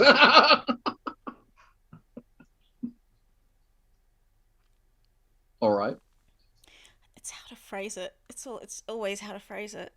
Oh yeah. That was what I was doing like before the break. I was like, I have an idea. I just need to work out how I want to phrase this. And then stuff happened. I was like, oh, okay. Forget that. I have other things to worry about. It's really annoying because I have an either or question, but if I say this or this, the answer can be yes. Mm-hmm.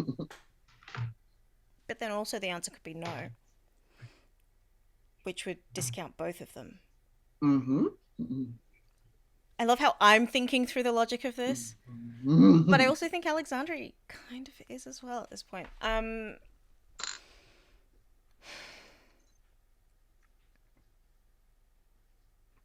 Okay.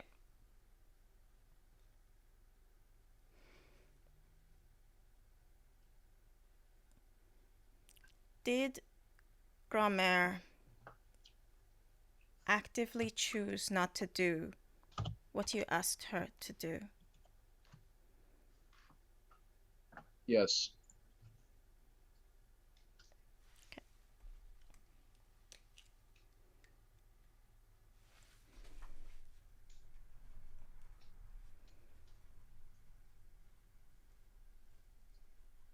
I love how by the time we get there, we'll have literally been a game of 20 questions.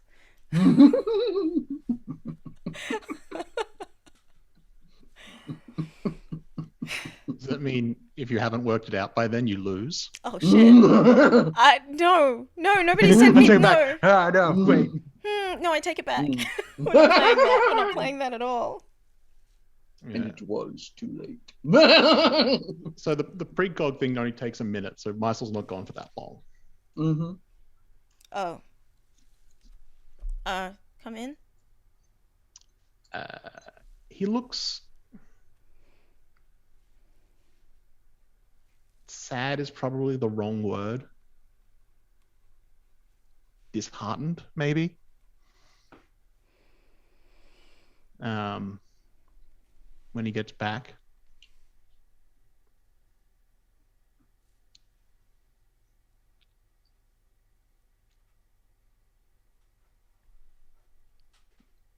Jasper's.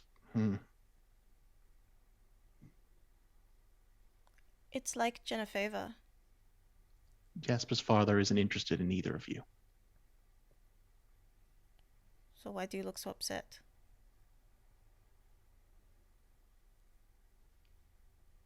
Because the father should be interested in his son.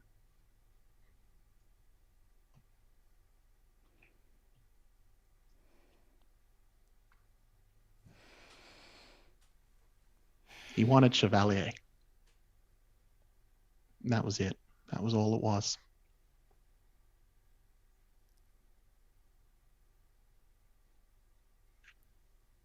He didn't have any plans. He didn't care about the other three of you.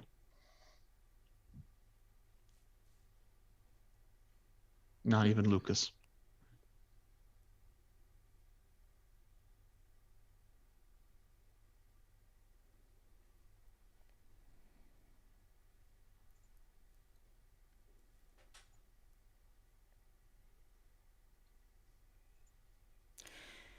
You know,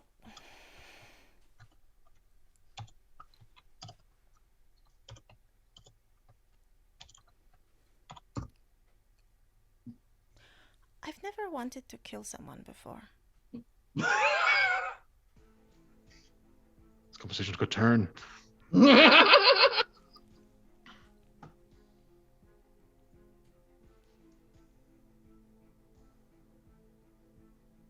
I think that means I like Spider and Lucas.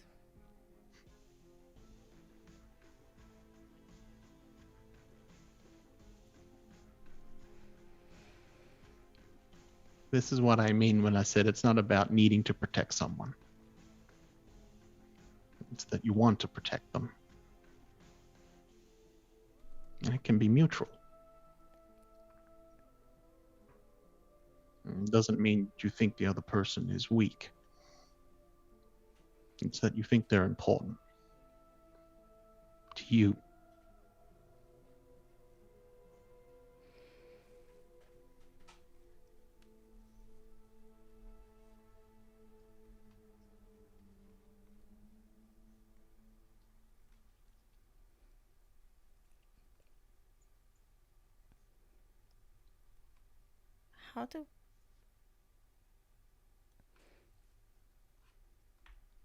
How do we pay a debt?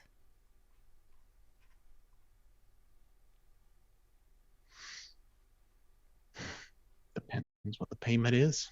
Depends what they want. And what for? I don't know.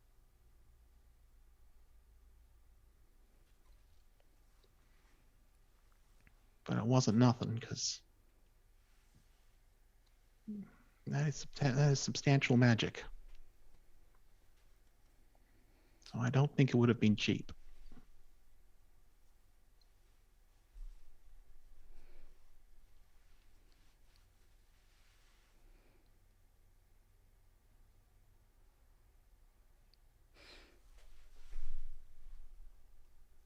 Do you think part of it was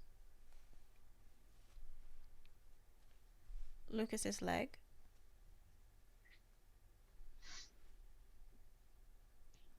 Certainly possible. Sacrificing something important to get something even more important. But if there's still a debt, then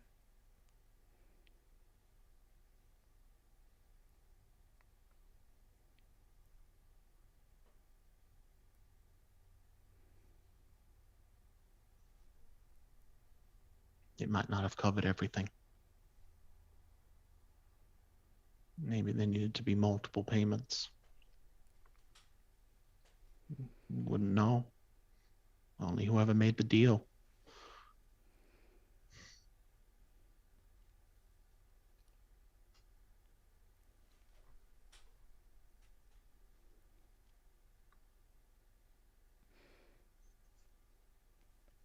I think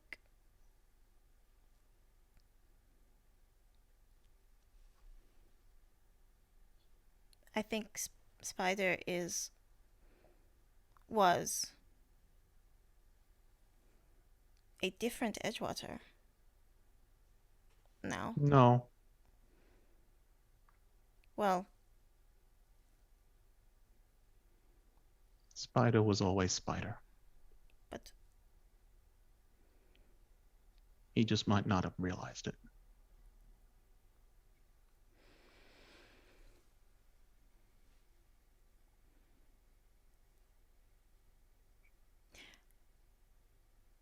I want to punch Cedric Edgewater in the face. I don't think it is fair to slap Spider's sister anymore. Her father's such an asshole. It only makes sense she would be.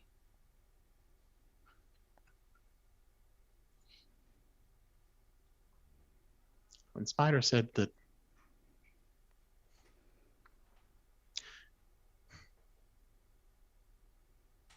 his father didn't necessarily love his job, but the benefits the job brought, and that he loved that more than anything.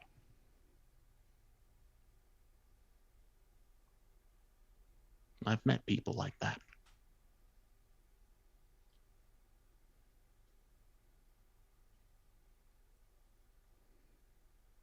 It's not good for anyone around them. Because either they make you like themselves,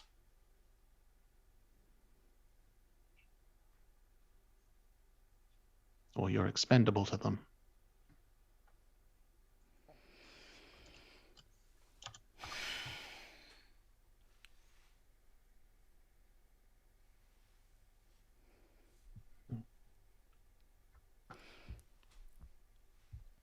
whatever it is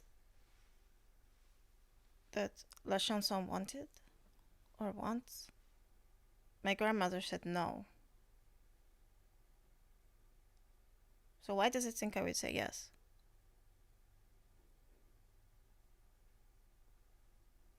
I don't know. But your grandma let you. I mean, did she try to stop you from going?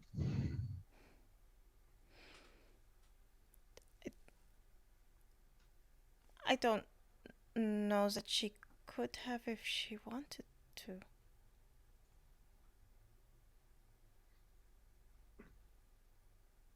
The way you've talked about her, I don't get the impression of a person who would let something like that stop her.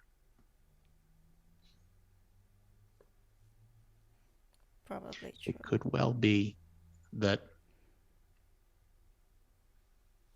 whatever it is,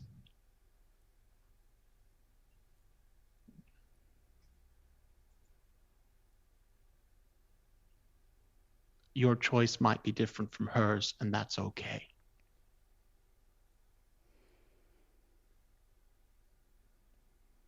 And she wanted it to be your choice.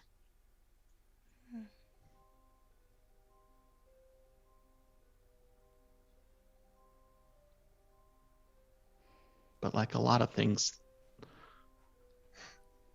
I'm noticing we don't get a lot of full pictures. We seem always to be missing pieces. And some of those pieces seem really important. Yes.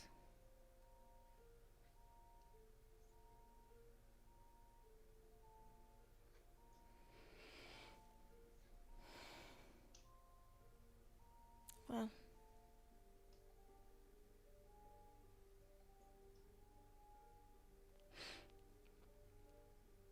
I think I'm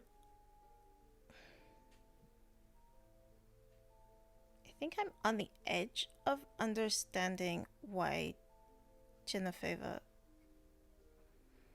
is trying to capture or kill me. I think it has something to do with, it has something to do with time, but I don't know what.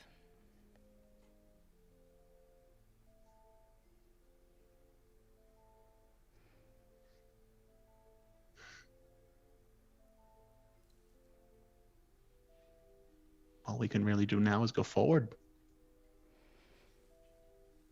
I don't know that that's true. I don't know how else we're going to get more information.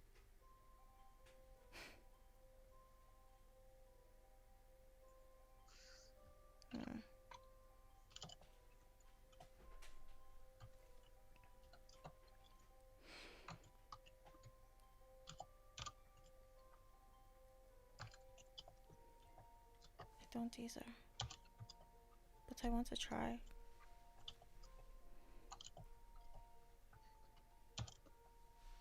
At the very least, I don't know how much more we can learn here.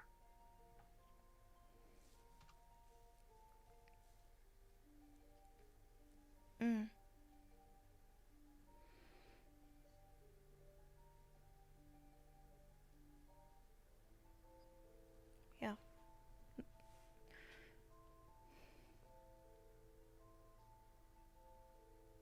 I don't like ticking.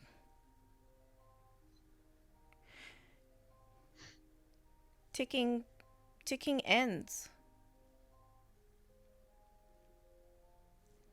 Yeah, that's the concern. Whatever was done is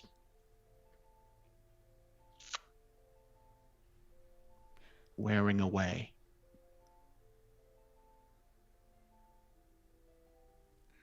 We don't know what that means. Has Alexandria ever heard the ticking with Mysel? Like when she was listening? No, but she's never tried. She suddenly had this ability to be like, I'm going to stare really hard until I hear this ticking. Wait a second. Can you imagine if she just starts listening to everyone and everyone is ticking? Oh my god.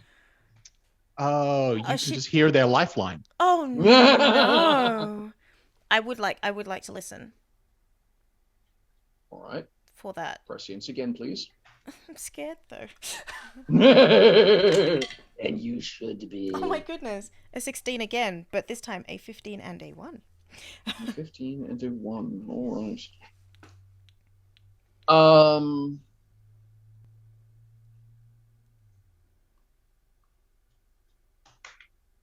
I think you're about to give up.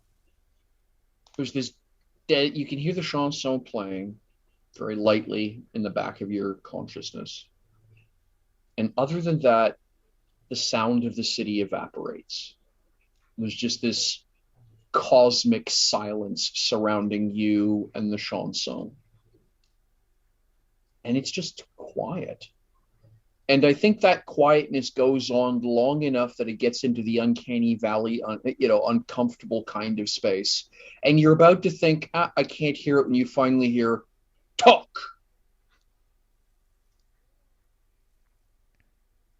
And then there's a long silence again.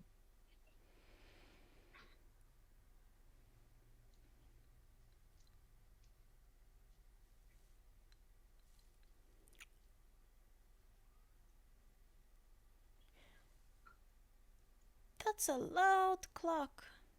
It's a loud fucking clock. So when you do this, is it like is it kind of like a focus, like I'm going to focus on this person? Pretty much. Yeah. She's just staring. She's literally just staring at myself at that point. She's like,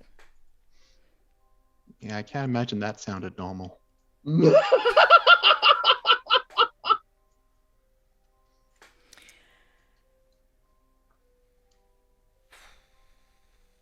now I'm just scared to listen to myself, and in case I have a clock, I don't want a clock.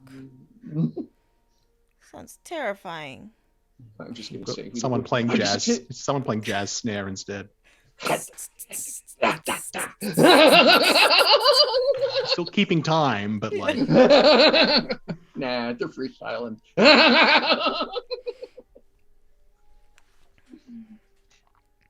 All right.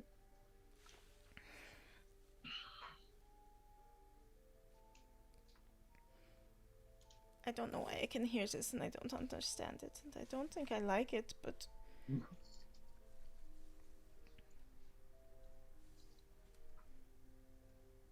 You and the hail, big clock. It's either very big or it's very close. But it's very slow. Yeah, that sounds right.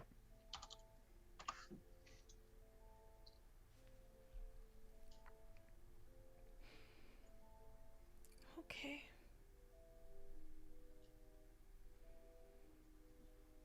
Well, I'm not going to sleep tonight, so that's great. If you listen long enough, you also realize that it doesn't tick-tock, it talk-ticks. Alexandria would listen long enough for that. That's problematic. She'd hear that. Well done, Sam. I was wondering if anyone was going to catch on to that.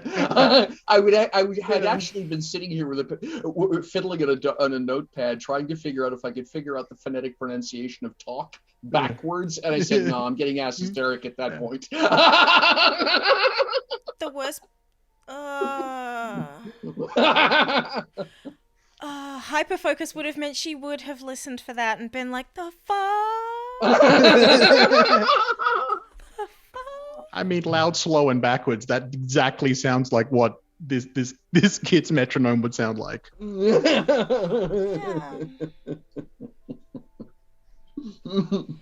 Oh, make way for Alexandria doing this to freaking everyone on the way.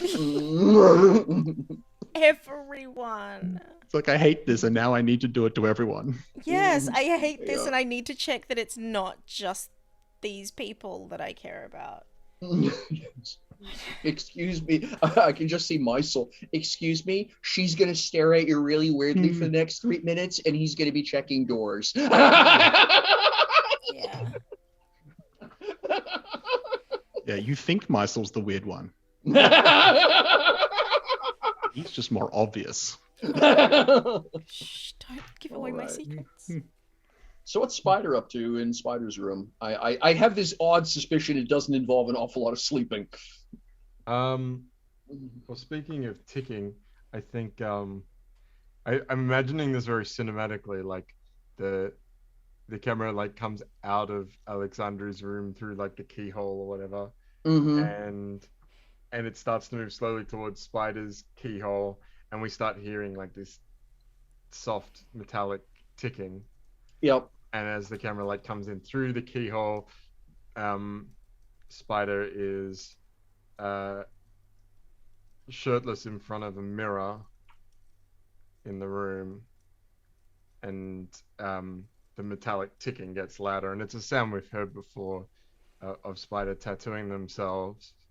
And as the camera like gets closer and closer, I feel like the ticking of the tattoo spike starts to like fall in line with the sound of the grandfather clock ticking in the background of the sound effects, and the camera like comes in slowly from behind him so that you can't see what it is he's tattooing, and then it eventually like comes over his shoulder, and you could see all the scars and tattoos of spider webs and spiders all over him. And then for the first time, right above his heart, he's tattooing, and it's the first time we've seen anything other than a spider or a web, and caught up in the web is like half of a broken clock face. I love it. That's brilliant. So I'll just end the stream now then. I think we're done. Bye. We love you, but like. I apologize, but also we apologize. I have problems. We all have problems. Remember when it was just lighthearted and fun when we were just assuming we were being chased after by people who wanted to kill us? Yeah. I remember those were heady, innocent times. I remember just getting drunk. It was great. No. We don't want a typical fantasy role-playing game experience, Michelle. We want to do something different. No. Please don't assume anything that I just said was a complaint. We just want to hurt each other in the feelings. This is why we're friends. It hurts so good. It hurts. Before. Do it again. It hurts more. I think that's it, folks. I can't do better than that on the for this week. It's late, particularly for you folks. Yeah. So I think we're just going to close on that tremendously awesome imagery from Jamie about Spider, and we'll be back next week with more of the goodness. More of the goodness next week. All right. Cheers, all. Bye-bye. Bye. Happy birthday, Jamie. Happy birthday.